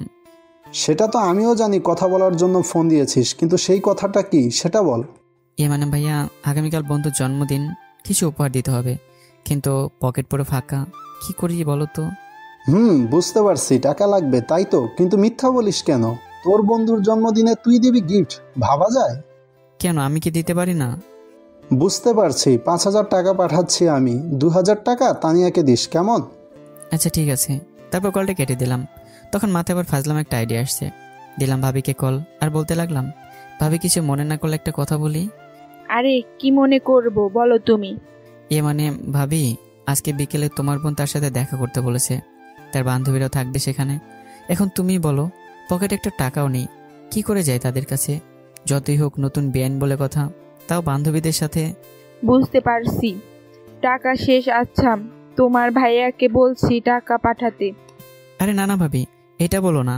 ভাইয়ের কাছ থেকে কিছুদিন আগেও টাকা নিয়েছিলাম বন্ধুর জন্মদিন উপলক্ষে। এখন পকেটে টাকা নেই, তোমার কাছে থাকলে দাও। আমার কাছে 3,000 আছে, চলবে? চলবে মানে? দৌড়বে, তাড়াতাড়ি পাঠাও ভাবি। এটা বলে কলটা কেটে দিলাম। যাক, 8,000 টাকা হলো। আর আপনারা হয়তো ভাবছেন তানিয়াকে আমি 2,000 টাকা দেবো কি না। আর আপনি কি পাগল হয়ে গেছেন নাকি? ওকে দেবো আবার টাকা? 2 দিন পর আব্বুকে বলবে কাজের পর বেতন দিতে। আর এদিকে তো ইমতিয়াজকে বলছি, দোস্ত তুই তো জানিস বাসায় ভাইয়ে বিয়ে করছে, কত টাকা খরচ হয়েছে। আব্বু বলেছে এই মাসে কোনো খরচ দিতে পারবে না। এবার তুই বড় টাকাটা আর খাবারটা ম্যানেজ করে দিস না। আমাকে কি বোকা বানাচ্ছিস নাকি? দোস্ত আমাকে তুই বিশ্বাস করিস না, সত্যি এখন টাকার একটু সমস্যা। আচ্ছা, তোর যখন সমস্যা, এইবার না হয় আমি দিয়ে দিব। যাক, এখান থেকে কিছু টাকা হলো। তারপর কলেজে যাওয়ার জন্য বেরিয়ে পড়লাম। রিক্সা ডাক দিয়ে মনীষকে রিক্সায় উঠলাম। তখন রিক্সাওয়ালা মামা বলতে লাগলো, মামা কেমন আছেন? তখন তাকে দেখলাম সেদিনের লোকটা যাকে 500 টাকা দিয়েছিলাম। তোমাদের দয় ভালোই আছি। তোমার মেয়েটা লেখাপড়া করছে তো? সমস্যা হলে আমাকে বলো। আর ওইদিকে যাও, একজন আছে ওখানে। মামা। নীলাকে নিয়ে তারপর কলেজে যাব। তারপর নীলার বাসার সামনে আসলাম, আর নীলাকে নিয়ে কলেজে যেতে লাগলাম। তারপর আমি বলতে লাগলাম, আজকে বিকেলে তানির সাথে দেখা করতে বলেছে। তুমি কি বলছো, দেখা করবে? বলছি দেখা করব, গিয়ে দেখি কি বলে। আচ্ছা ঠিক আছে, তবে আজকে দুপুরে কিন্তু আমার সাথে লাঞ্চ করবে। কিন্তু আজকে তো আমাকে তোমার লাঞ্চ করানোর কথা ছিল। সমস্যা কি, আরেকদিন তুমি করাবে, আজকে আমি করাবো। ঠিক আছে, তুমি যেতে বলছো। তারপর কলেজে চলে আসলাম। রিক্সাওয়ালা মামাকে টাকা দিতে যাব, কিন্তু সে টাকা নিতে চাচ্ছে না। ওই দিন 500 টাকা দিছি, সেজন্য পরে অনেক কষ্ট করে টাকাটা দিলাম। গরিব মানুষ, তাদের সাহায্য করলে উপরওয়ালা খুশি হয়। আপনারা পারলে নিজের এলাকার গরিব মানুষদের সাহায্য করবেন। তারপর কলেজে গেলাম। তানিও আসলো, তবে তার সাথে রাকিবও আছে। বুঝলাম না সে কেন রাকিবের সাথে এত মিশে। এভাবে ক্লাস শেষ হলো। আমি নীলা একটা রেস্টুরেন্টে গেলাম। নীলা ট্রিট দিল, কিন্তু ট্রিট দেওয়ার কারণ বলেনি। লাঞ্চ করার পর আবার বাসায় আসতে লাগলাম। তখন হঠাৎ ফোনটা বাজতে লাগলো। তাকে দেখি ইমতিয়াজ কল দিছে। তখন আমি কলটা রিসিভ করলাম। দোস্ত, আজকে নাকি আন্টি আসতে পারবে না? কোন আন্টি আসতে পারবে না শুনি? আরে আমাদের রান্না করেছে, তার নাকি কি একটা সমস্যা। কিন্তু আমার খুব ক্ষুধাও লেগেছে, কিছু খাবার কিনে নিয়ে আয়। যাক, খাবারটা রেস্টুরেন্ট থেকে খেয়ে আসছি, ভালো হয়েছে। আচ্ছা আমি দেখছি কি করা যায়। তখন ফোনটা কেটে দিল। এর মাঝে নীলাদের বাসার সামনে চলে আসলাম। নীলাও চলে গেছে, আর আমি আবার ইমতিয়াজকে কল দিলাম। মামা, পকেটে তো বেশি টাকা নেই, আমি ধার করে আনতেছি, পরে দিস কেমন? আরে বেটা, নিয়ে আয়, টাকা দিব। তখন তার জন্য খাবার নিয়ে বাসায় আসলাম। এভাবে দেখতে দেখতে বিকেল হয়ে আসলো। তখন আমি রেডি হতে লাগলাম। তানির সাথে দেখা করার জন্য রেডি হয়ে তার দেওয়া ঠিকানায় চলে গেলাম। একটু অবাক হলাম, আমাদের দুজনের খুব পছন্দের জায়গাটা ছিল, আর আজ সেই জায়গাটায় আমাকে ডাকলো, তা ব্রেকআপ হওয়ার পর। তখন সেখানে গেলাম, আর গিয়ে দেখি সেখানে তানিয়া বসে আছে একটা ব্রেঞ্চে, যেখানে আমরা সবসময় বসতাম। কিন্তু অবাক করা বিষয় হলো, সেখানে তানিয়া একা না, ওর সাথে আরও একজন আছে, আর সেটা হলো রাকিব। কিন্তু রাকিব এখানে কি করে, আর এখানে তাহলে আমাকে বা কেন ডাকলো? তখন তাদের কাছে যাওয়ার আগে আমি ইমতিয়াজকে কল দিলাম আর বলতে লাগলাম, দোস্ত একটা কাজ করতো। মামা, তোর কোনো কাজ আমি করতে পারবো না। তোর কাজ করলে আমি শুধু বিপদে পড়ি। আরে বেটা কর, 200 মিনিট লোড করে দেবো ফোনে। দোস্ত সত্যি? তাহলে করা যায়। কি কাজ বল? 10 মিনিট পর পর শুধু আমাকে কল দিবি, আমি কেটে দিলেও দিবি, আর এটাই তোর কাজ। ঠিক আছে, দিব, তবে তোর কথাও মাথায় রাখিস। তারপর আমি তানিয়া রাকিবের কাছে গেলাম আর বলতে লাগলাম, আরে রাকিব ভাই আপনি এখানে? যাক ভাইয়া, তোমাকে কিন্তু সেই মানাইছে, মানে ওই শার্টটাতে। ধন্যবাদ। তা মিস তানিয়া, আমাকে কেন ডেকেছেন এখানে জানতে পারি? আরেকটা কথা, আমি ব্রেকআপের আগে বলেছিলাম আমাদের দুজনের মধ্যে কেউ নতুন রিলেশনে গেলে এই জায়গাটায় আর আসতে পারবে না। এটা শুধু আমাদের পছন্দের জায়গায়, অন্য কাউকে নিয়ে আসা যাবে না। বাদ দে এসব কথা, এখানে এসব কথা কোথাও লেখা নেই। তবে তুই কিন্তু যা করছিস খুব খারাপ করছিস। এর পরিণাম কতটা ভয়ঙ্কর হতে পারে জানিস? আমি একটা কথা মিথ্যা বলি, আমাকে তোমার গার্জিয়ান বানিয়েছে, তাই আমি সবটা সত্যি বলে দিয়েছি। তখন রাকিব উঠে দাঁড়ালো আর বলতে লাগলো, আমাকে চিনিস তুই নিশ্চয়ই, আমি কেমন মানুষ সেটা তুই ভালো করে জানিস। ও কি করবে না করবে সেটা নিয়ে তোকে ভাবতে হবে না, না হলে তুই কিন্তু হাওয়া হয়ে যাবি, কেউ খোঁজেও পাবে না তোকে। খুব ভয় পেয়েছি ভাইয়া, এই কথাটা আজ আমার এলাকায় বললে এত সময়ে আপনার জীব আমি ছিঁড়ে ফেলতাম। শুধু বেঁচে গেছেন ঢাকায় বলে, তবে আপনি আমার কি করবেন করেই নিয়েন। আরেকটা কথা মিস তানিয়া, একদিন খুব পস্তাবেন যেদিন আমাকে চিরদিনের জন্য হারিয়ে ফেলবেন। এটা বলে আর 1 মিনিটও দাঁড়ালাম না, চলে আসলাম ওখান থেকে। জানি না কেন বেহার মতো এখনো তার পিছনে পড়ে আছি, ভালোবাসি বলেই হয়তো, কিন্তু সে তো আমাকে বুঝতেই যাচ্ছে না। তখন হঠাৎ ফোনটা বাজতে লাগলো, তাকে দেখি ইমতিয়াজ। সাথে সাথে ফোনটা কেটে দিলাম, কিন্তু সাথে সাথে আবারও ফোন বাজতে লাগলো। তখন আমি রিসিভ করে বলতে লাগলাম, শালা একবার কল কেটে দিছি, আবার কেন দিচ্ছিস? বুঝতে পারছিস না আমি বিজি আছি? শালা, তুই নিজেই না বললি তুই কেটে দিলেও বারবার কল দিতে, আর সেটাই নাকি আমার কাজ? শালা আহামক, ফোন রাখ। তখন কলটা কেটে দিলাম। এই রাকিবকে যদি আমি আজ নিজের এলাকায় পেতাম, তাহলে এত সময় যে তাকে কি করতাম। রাস্তা দিয়ে হাঁটছি আর এসব ভাবছি, হঠাৎ ফোনটা বাজতে লাগলো, তাকে দেখি নীলার কল। তখন আমি কলটা রিসিভ করলাম। রাফি তানিয়াপুর সাথে দেখা করেছিলে? দেখা করেছি। আগামীকাল সকাল কলেজে আসবে। কেমন, একটু কাজ আছে। আচ্ছা ঠিক আছে। তারপর কলটা কেটে দিলাম আর বাসায় চলে আসলাম। এসে ভাবতে লাগলাম তানিয়ার কথাগুলো। ভালোবাসা এরকম হয় সেটা আগে জানতাম না, আর জানার রিলেশনই করতাম না। একটু পর ইমতিয়াজ আসলো আর বলতে লাগলো, কিরে আমার মিনিট কই? মিনিট কই মানে? সেটা আমি কি করে বলবো, তোর মিনিট কই? তারপর তার সাথে এসব নিয়ে মজা করতে লাগলাম। এভাবে সেদিনটা চলে গেল। পরের দিন একটু তাড়াতাড়ি ঘুম থেকে উঠলাম আর রেডি হতে লাগলাম কলেজে যাওয়ার জন্য, কারণ নীলা বলেছিল একটু তাড়াতাড়ি কলেজে যেতে, কি যেন একটা কাজ আছে। রেডি হয়ে বাসার সামনে রাস্তায় দাঁড়িয়ে আছি রিক্সার জন্য, কিন্তু কি কপাল, একটা রিক্সা খুঁজে পাচ্ছি না। হঠাৎ একটা প্রাইভেট কার এসে আমার সামনে ব্রেক করলো, আর ভেতর থেকে কয়েকজন লোক এসে আমাকে টান দিয়ে গাড়ি টেনে চলে গেল। এদের একজনকে আমি চিনি না, আগে কখনো দেখেছি বলে মনে হচ্ছে না। তাদের হাতে পিস্তল আছে, একজন সেটা আমার মাথায় ধরে রেখেছে, কিন্তু আমি বুঝতে পারছি না এরা কেন আমাকে নিয়ে যাচ্ছে।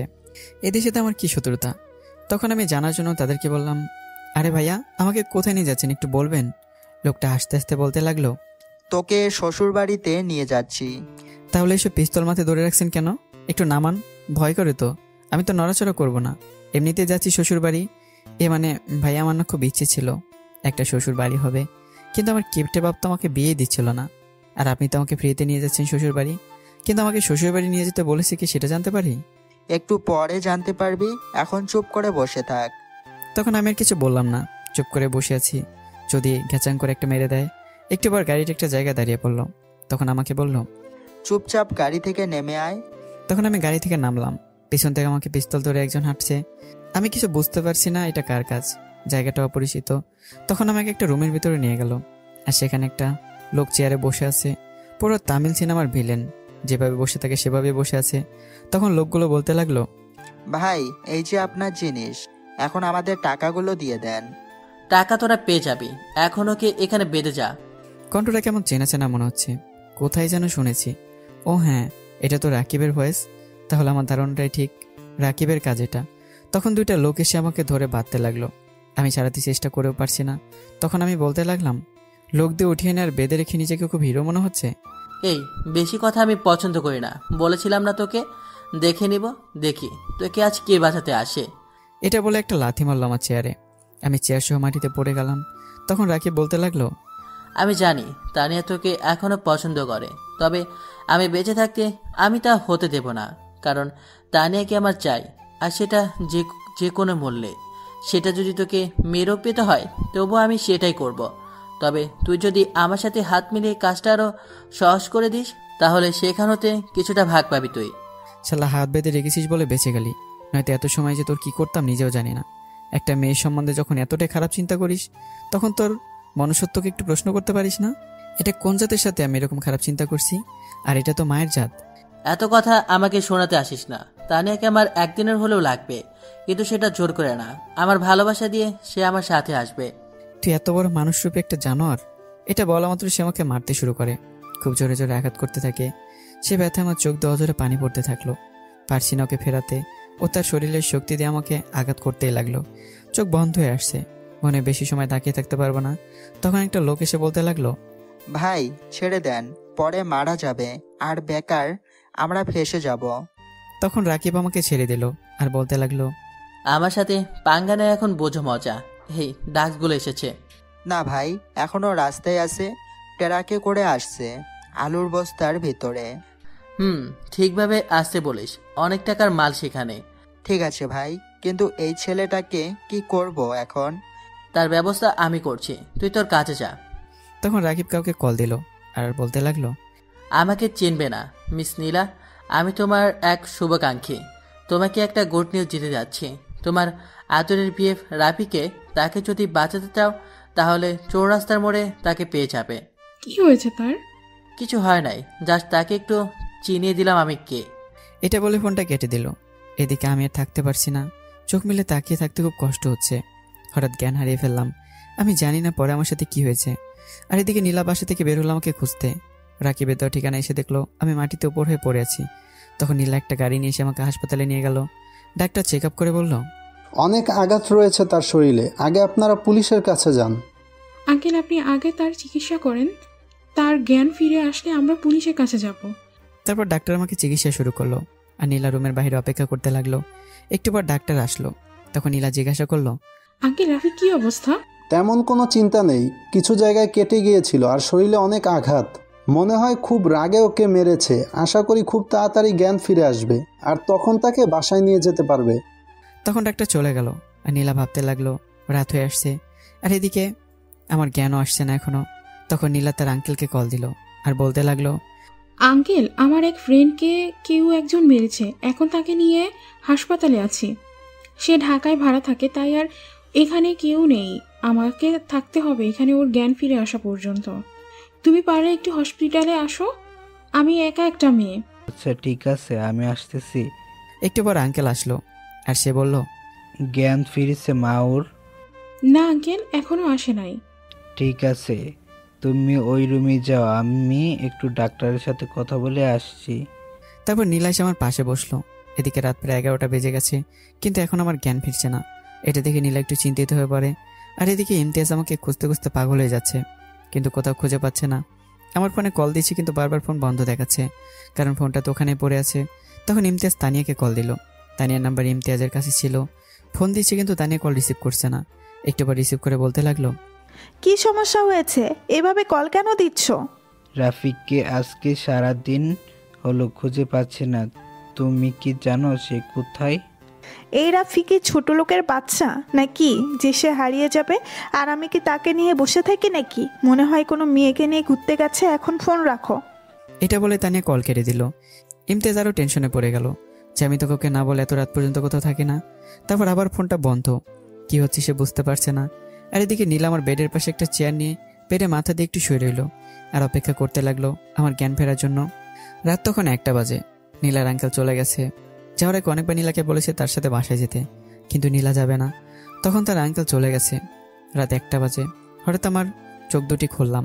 তাকে দেখে আমি একটা রুমে শুয়ে আছি, কিন্তু আমি এটা কোথায় আছি? তখন আমার হাতটা কারো হাতের সাথে লেগে যায়, আর বুঝতে পারলাম ভালো করে তাকাতেও পারছি না, মাথা ব্যথা করছে, ঝাপসা দেখছি সব। দেখে মনে হচ্ছে কোনো একটা মেয়ে আমার হাত ধরে শুয়ে আছে। তখন আমার মনে পড়লো নীলার কথা, তাকে তো রাকিব কল করেছিল। তাহলে কি আমি এখন হাসপাতালে আছি আর নীলা আমাকে হাসপাতালে নিয়ে এসছে? তখন ফোনটা খুঁজতে লাগলাম ইমতিয়াজকে কল দেওয়ার জন্য, কিন্তু ফোনটাও খুঁজে পাচ্ছি না। তখন মনে পড়লো এখানে হয়তো পড়ে গেছে। তারপর আমি ভাবতে লাগলাম এখন কি তাহলে নীলাকে ডাক দেবো? এসব ভাবতে ভাবতে হঠাৎ নীলার ঘুমটা ভেঙে গেল। তার হাত আমার হাতে দেখে সে কিছুটা অবাক হলো। তখন সে বলতে লাগলো, রাফি, তোমার জ্ঞান কখন ফিরেছে? এই একটু আগে। আমাদের তখন বাসায় যাওয়া উচিত, আমার ফোনটা খুঁজে পাচ্ছি না। তুমি কি পাগল নাকি? জানো এখন কয়টা বাজে রাত? তখন নীলা তার ব্যাগ থেকে ফোনটা বের করলো আর বলল, রাত 2:40 বাজে।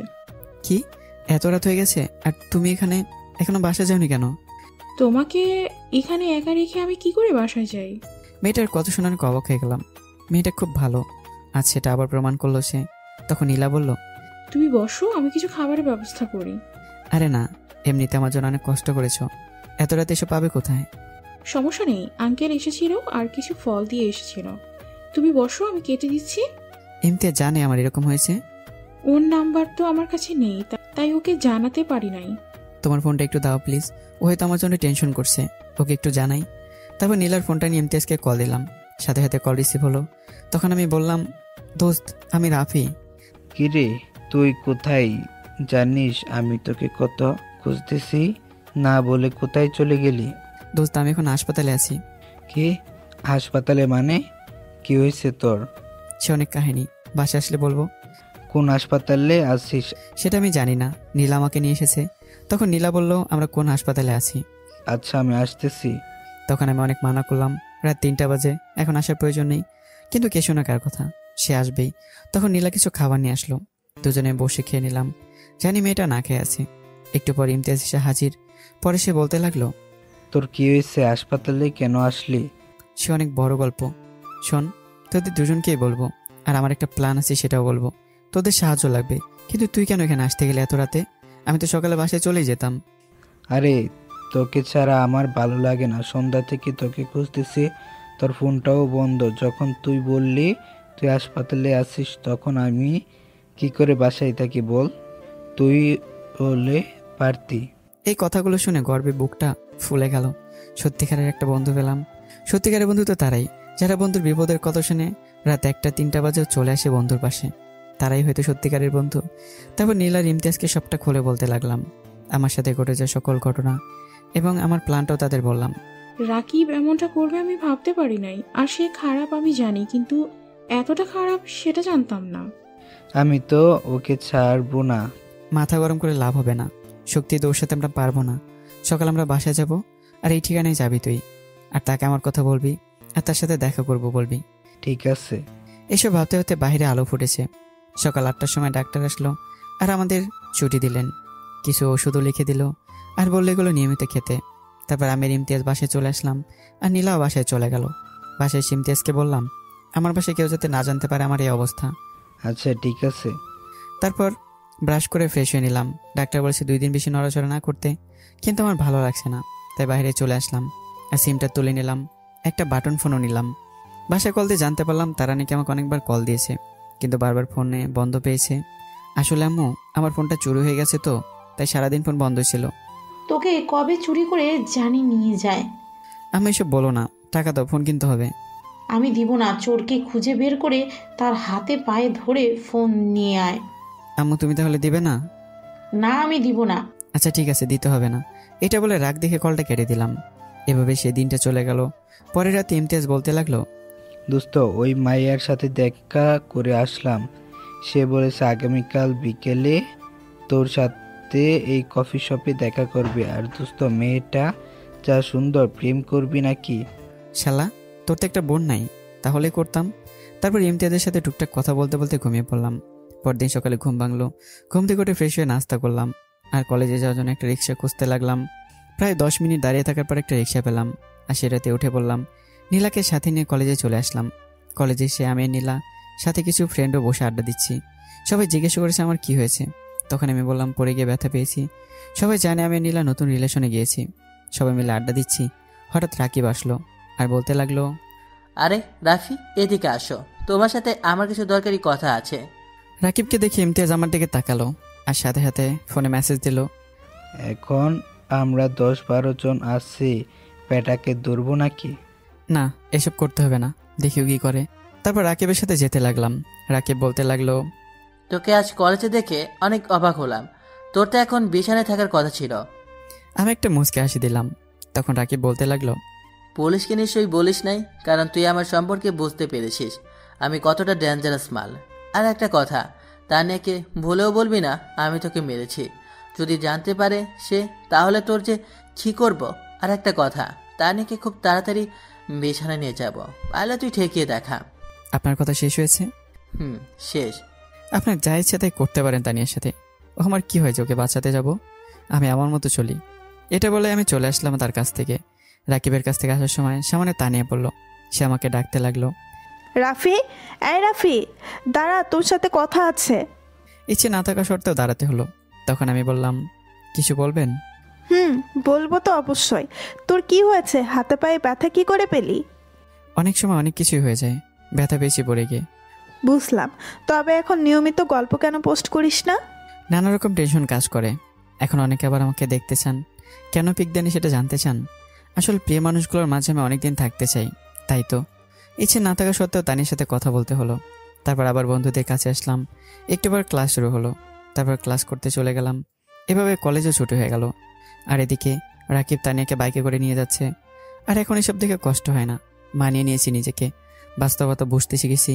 এখন আর কষ্ট হয় না, তবুও মন খারাপ হয় রাকিবের সাথে দেখলে। এটাই হয়তো ভালোবাসা। তারপর আমি নীলা চলে আসলাম বাসার দিকে। তখন আমি নীলাকে বললাম, তুমি কি বিকেলে ফিরে আছো? কেন, কোথাও যাবে নাকি? হ্যাঁ, একটা কাজ আছে।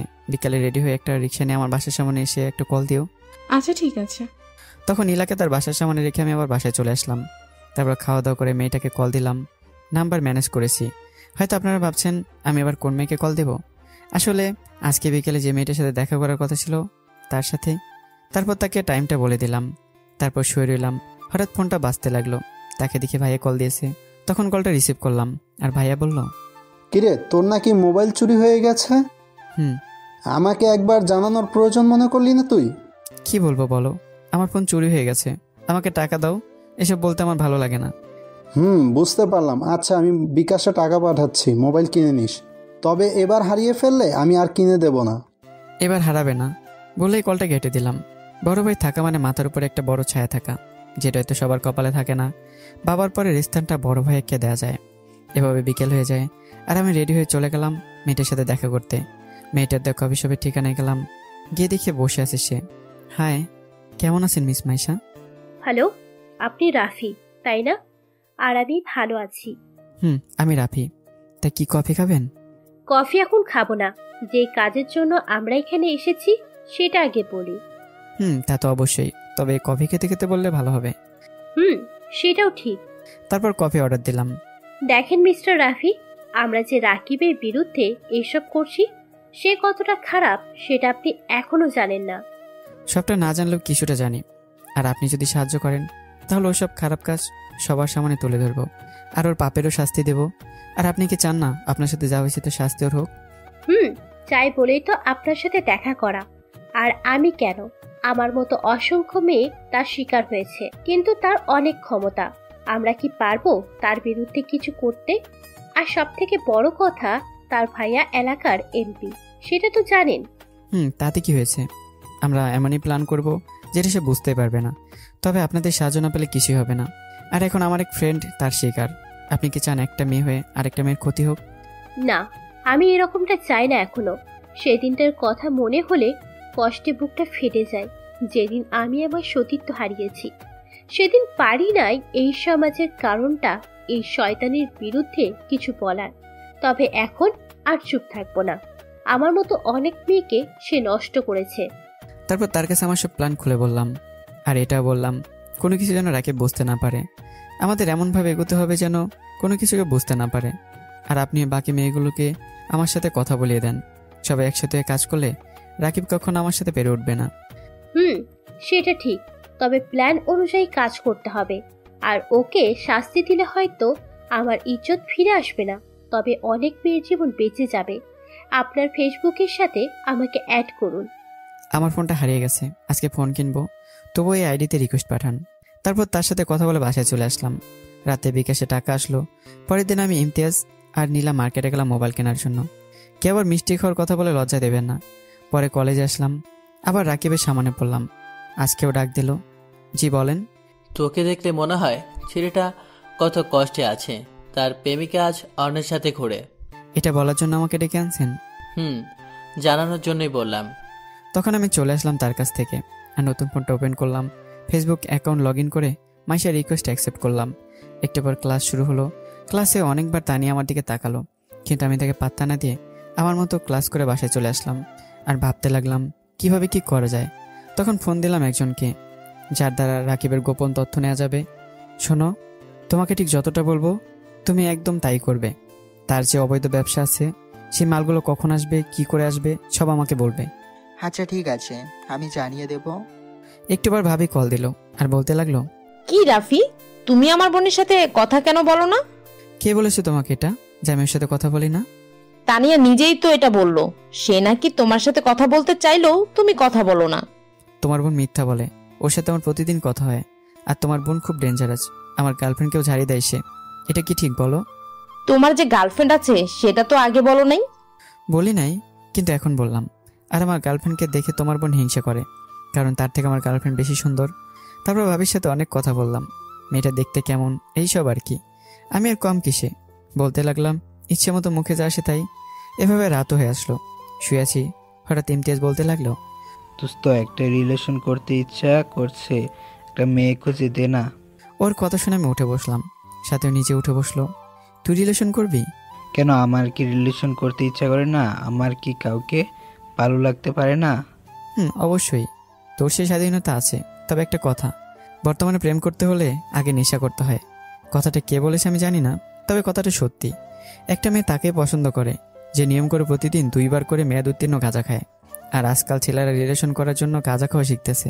আর এখন পর্যন্ত গাঁজা কিরকম সেটা না দেখা আমি। আচ্ছা ঠিক আছে ভাই, আমার আর রিলেশন করতে হবে না, আমি এমনিতেই ভালো আছি। যাক, এত সময় তোর মাথায় তাহলে বুদ্ধি আসলো। এইসব নিয়ে তার সাথে মজা করছি, হঠাৎ ফোনে টুং করে একটা মেসেজ আসলো। তাকে দেখে মাইশাপু মেসেজ দিয়েছে, রাফি, আমি সবার সাথে কথা বলেছি, তারা বলেছে সবাই তোমার সাথে আছে, তুমি এগোতে পারো। ধন্যবাদ এত বড় সাহায্য করার জন্য। ধন্যবাদ তো তোমাকে দেওয়া উচিত, কোনো উদ্দেশ্য ছাড়া তুমি আমাদের মেয়েদের নিয়ে এইসব ভাবছো। আচ্ছা, এখন আমাদের কাজ হচ্ছে নীরবভাবে তাকে আঘাত করা, তার শরীরে না। আচ্ছা ঠিক আছে, তুমি এগিয়ে যাও, আমরা সবাই তোমার পাশে আছি। একটু পর আরো একটা মেসেজ আসলো, আর সেখানে লেখা আছে, আজকে রাতে এই ট্রাকে করে আলুর বস্তাতে করে ড্রাগস আসবে, সেটাকে তোমার প্রথম হাতিয়ার বানাতে পারো। এটাকে কাজে লাগাতে হবে। এভাবে তাকে প্রথমে আঘাত করব, আর পরে আসল খেলা খেলবো। তখন আমি আমার মামাতো ভাইকে কল দিলাম, যে এখন এই থানার দায়িত্বরত অফিসার। কল দিলাম, সাথে সাথে রিসিভ হলো আর বলতে লাগলো, রাফি কি অবস্থা তোমার, লেখাপড়া কেমন চলে? সবই ঠিক আছে ভাইয়া, তোমাকে কল দিয়েছি একটা প্রয়োজনে। সে তো আমি জানি তুই প্রয়োজন ছাড়া কল দিবি না। হ্যাঁ ভাইয়া, আসলে আজকে এই নাম্বারের গাড়ি দিয়ে আলুর বস্তার ভিতরে করে ড্রাগস আনা হবে, তুমি এটা আটকাও। কিন্তু সেটা তুই জানলি কি করে, আর এসব নিয়ে তোর এত মাথা ব্যথা কেন? ভাইয়া কাজটা তাড়াতাড়ি করো, পরে সব বলবো। আর তোমার হেল্প লাগবে কিছুদিন। আচ্ছা, আমি লোক পাঠিয়ে দিচ্ছি, ওই গাড়ি আমরা আটকে দেব, আর প্রয়োজনে আমাকে কল দিস।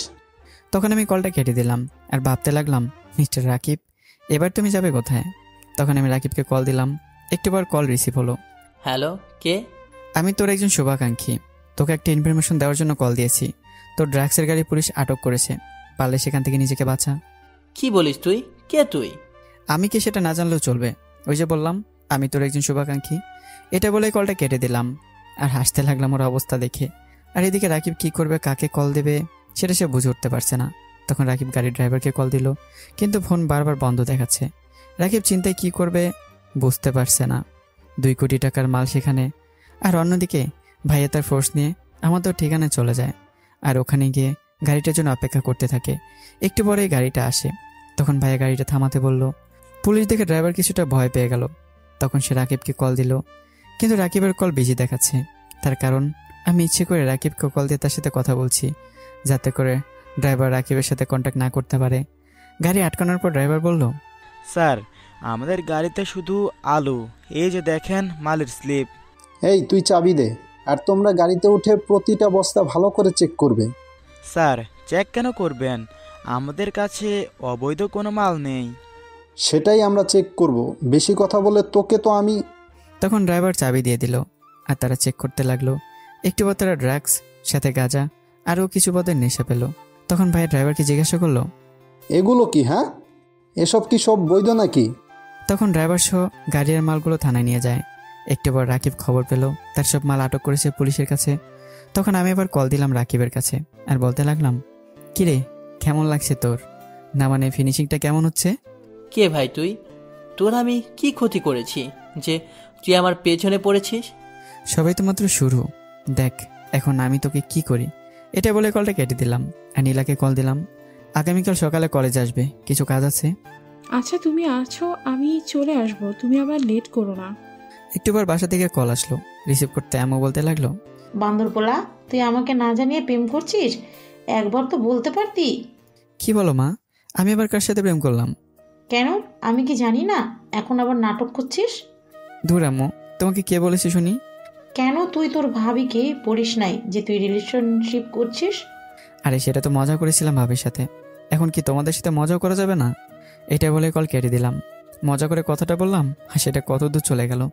এভাবে সেই দিনটাও চলে গেল। মাইশের সাথে রাতে কথা হয়েছিল, তাকে সব বললাম।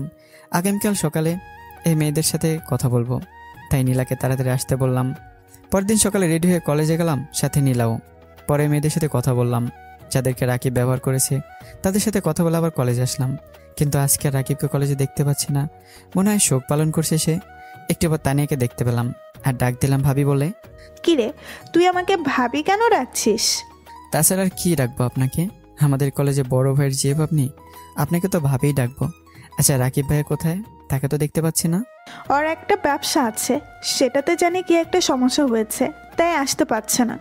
আর অন্যদিকে পুলিশ গাড়ি ড্রাইভারকে নিয়ে থানায় গেল আর তাকে জিজ্ঞাসাবাদ করতে লাগলো।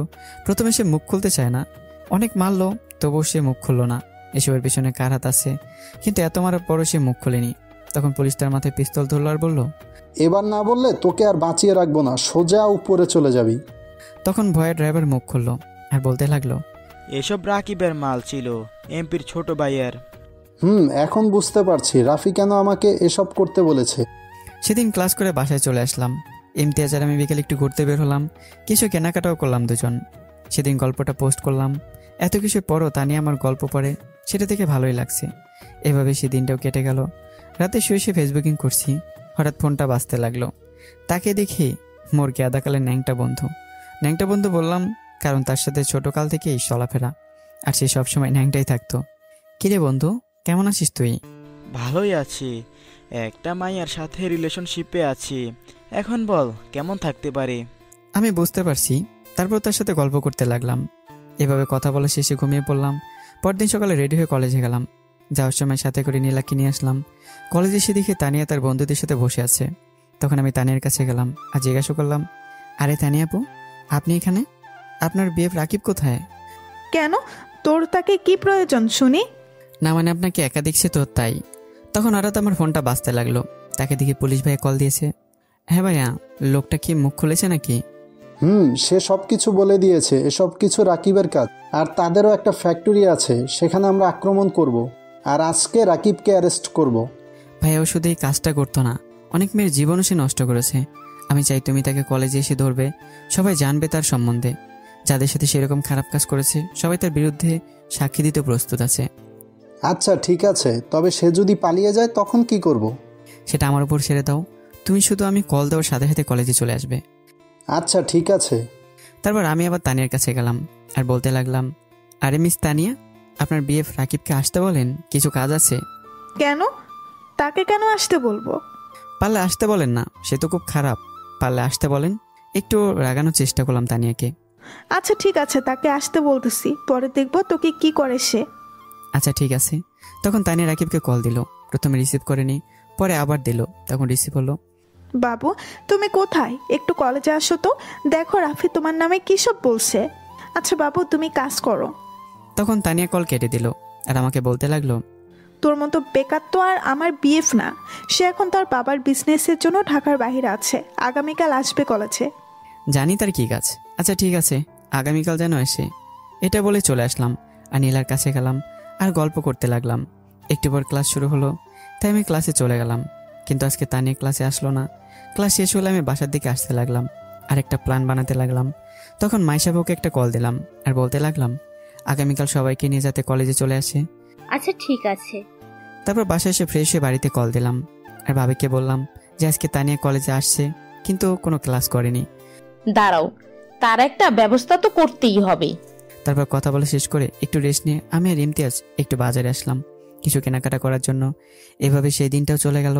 রাতে লেখাপড়া শেষ করে একটু আড্ডা দিলাম আর গল্প লিখলাম। এভাবে সবার সাথে আড্ডা দিয়ে ঘুমিয়ে পড়লাম। সকালে ঘুম থেকে উঠে ফ্রেশ হয়ে নাস্তা করলাম আর কলেজে চলে আসলাম। কলেজে এসে রাকিবকে খুঁজতে লাগলাম, কিন্তু কোথাও তাকে পাচ্ছি না। সাথে তানিয়াকেও। হঠাৎ দূর থেকে দেখছি তানিয়া আর রাকিব বাইকে করে আসছে। তাদের দেখে ভাইয়াকে একটা মেসেজ দিলাম আর আমি একটা গাছের নিচে বসে রইলাম। তখন রাকিব বাইকটা পার্কিং করে আমার কাছে আসলো আর আমাকে একটা ধাক্কা মারলো। কি সমস্যা ভাই, আমাকে ধাক্কা কেন দিচ্ছেন? সেদিনের কথা ভুলে গেলি এত তাড়াতাড়ি? তুই জানিস আমি কে, আর আমি চাইলে এখন তোর কি করতে পারি? হ্যাঁ জানি তুই কে, তোর ভাই এলাকার এমপি, তাই তো? তুই তো আমার ওইটাও ছিঁড়তে পারবি না। আর আজকের পর থেকে হয়তো তুই আর এই শহরে আলো বাতাসও খুব একটা খেতে পারবি না। তাই ইচ্ছে মতোই তোর প্রিয় মানুষগুলোকে দেখে নে। মানে কি, তুই কি বলতে চাচ্ছিস? তখন আমি কলেজে সব ছাত্রছাত্রীগুলোকে এদিকে আসতে বললাম, সাথে স্যারকেও। তখন আমি বলতে লাগলাম আপনারা হয়তো অনেকে খবরে কিংবা নিউজ পেপারে একটা কথা শুনেছেন, গতকাল একটা ট্রাক আটক করে, সেখান থেকে ড্রাগস আর গাঁজা পাওয়া যায়, আর সেটা বাংলাদেশে অবৈধ। ইসলামও সেটা হারাম বলেছে। আপনারা হয়তো অনেকে ভাবছেন আমি কেন এই কথাগুলো বলছি এখানে। আসলে এখানে সেই লোকটা আছে যে ড্রাগস আর গাঁজার ব্যবসা করে। শুধু তাই না, অনেক মেয়েদের জীবনও সে নষ্ট করেছে। আপনারা হয়তো ছেলেটার নাম শুনলে মারতে আসবেন, আবার কেউ বুঝে গেছেন আমি কার কথা বলছি। হ্যাঁ, আপনাদের ধারণাটাই ঠিক। রাকিব, যে ছেলেটা কলেজটাকে নষ্ট করে দিচ্ছিল। সবাই তাকে সম্মান করত, কিন্তু সেটা সম্মান দেখানোর জন্য নয়, শুধু ভয়ে। তখন রাকিব রাগে আমাকে মারতে আসছে আর বলছে কি প্রমাণ আছে তোর কাছে? তুই দাঁড়া, তোকে আমি এখনই দেখে নেব। তখন রাকিব ফোনটা হাতে নিল আর কল দিল কাকে যেন। এই তোরা সব কোথায় রে? কলেজে আয় তো, একজনকে সাইজ করতে হবে। এটা বলে রাকিব কল কেটে দিল আর আমাকে বলতে লাগলো তুই একটু ওয়েট কর, দেখি আজকে তোকে কে বাঁচায়। তখন মাইশা বলতে লাগলো কে কাকে পারে সেটা একটু পর দেখতে পাবি। তখন মাইশা সবগুলো মেয়ে একসাথে আসলো। তাদেরকে একসাথে দেখে রাকিব বড় বড় চোখ করে তাকিয়ে আছে। কি মশাই, এভাবে তাকিয়েছেন কেন? ভাবছেন ওরা একসাথে কি করে, তাই না? আমি এসব ভাবতে যাব কেন? ওদেরকে তো আমি চিনি না। গালে যখন 2টা করে জুতা দিয়ে মারবো তখন সব মনে পড়ে যাবে। তখন রাকিব আমার দিকে রাগী দৃষ্টিতে তাকালো আর তখন আমি বলতে লাগলাম কি মারতে ইচ্ছা করছে নাকি? ভুলো এই কাজ করিস না, না হলে ওই দেখ কত ছেলে পেলে সবাই মিলে একসাথে তোকে মারলে তোর হাড্ডিও খুঁজে পাওয়া যাবে না। এর মধ্যে ভাইয়াও চলে আসছে তার ফোর্স নিয়ে। রাকিব পুলিশ দেখে ভয় পেয়ে গেল আর এদিকে তা নিয়ে সে ঠাস ঠাস করে মারলো। আপনারা হয়তো ভাবছেন চোটটা আমাকে মেরেছে, তাই না? আরে না ভাই, এটা রাকিবকে মেরেছে। আর তানিয়া বলতে লাগলো কি ভেবেছিলি তুই নিজেকে? তোর মতো ছেলেকে আমি ভালোবাসি? তাহলে এতদিন কি ছিল শুনি? ওফেনই ছিল সব। তোকে সবার সামনে এভাবে তোর মুখোশ খুলতে চেয়েছিলাম, আজ সেটাতে সফল হয়েছি। তখন রাকিব রাগে তানিয়াকে মারতে যাবে, তখন আমি গিয়ে হাতটা ধরি আর বললাম আরে ভাই আস্তে, জানেন তো আপনার নামে কয়টা মামলা হয়েছে? ধর্ষণ থেকে শুরু করে সব মামলাই হয়েছে। এখন আরেকটা মেয়েকে মারতে যাচ্ছেন, এটার জন্য আপনার নামে মামলা হবে। রাকিব ভয় পেয়ে গেল আর আস্তে করে চলে আসলো। তখন তানিয়া আমার কাছে আসলো। এর ভিতরে ইমতিয়াজও চলে আসছে। তখন তানিয়া বলতে লাগলো এসব প্ল্যান আমার আর রাফির, আমাদেরকে সাহায্য করেছেন ইমতিয়াজ আর নীলা, সাথে মাইশা আপুও। আপনারা হয়তো বুঝতে পারছেন না, তাই না? তাহলে চলেন শুনে আসি। যেদিন আমাদের ব্রেকআপ হয়েছিল সেটা আপনারা জানেন, এবং এটাও জানেন আমাদের ব্রেকআপ কিছুদিন পরপরই হতো, কিন্তু আমরা আবার এক হয়ে যেতাম। আমরা কলেজে রাকিবের সম্বন্ধে সব কিছুই জানতাম, কিন্তু কিছু করতে পারছিলাম না। তার ভাইয়া এমপি বলে, সাথে তারও ক্ষমতা, অনেক মেয়ে জীবন নষ্ট করেছে। তখন আমি আর তানিয়া আবার এক হয়ে গেলাম, কিন্তু একটা প্ল্যান করলাম কিভাবে রাকিবকে শাস্তি দেওয়া যায়, কিন্তু কিছুতেই কিছু করতে পারছিলাম না। তখন আমরা ইচ্ছে করে এই ব্রেকআপের নাটকটা করি আর তানিয়াকে রাকিবের সঙ্গে প্রেম করার মিথ্যা অভিনয় করতে বলি। এরপর তার সব তথ্য বের করি আর এইভাবে আমরা তার সব কিছু ধরে ফেলি। আর সেখানে নীলা আর ইমতিয়াজ অনেক সাহায্য করে আমাদের। নীলা তানিয়ার মামাতো বোন, তাই তার সাথে মিলে এই কাজটা করতে সহজ হয়েছে আর সে আমাদের খুব হেল্প করেছে। এগুলো শুনে রাকিব চোখগুলো বড় বড় করে দাঁড়িয়ে রইল। তখন তানিয়া বলতে লাগলো, তোর এই অবৈধ ব্যবসা আটক করতে পুলিশকে সাহায্য করেছে রাফি, আর আজ তোকে এখানে আনার প্ল্যানটাও রাফির। আর এটা শুনে রাখ, আমাকে আর রাফিকে উপরওয়ালা ছাড়া কেউ আলাদা করতে পারবে না। রাফি, শালা তোকে আজ আমি মেরেই ফেলবো। এর মধ্যে ভাইয়া এসে হাজির। তখন ভাইয়া বলতে লাগলো, হ্যাঁ, তোদের সাহস কত তোর? পুলিশ দেখে যেই রাকিব দৌড় দিতে যাবে তখন আমি পা বাড়িয়ে দিলাম, আর রাকিব পড়ে গেল।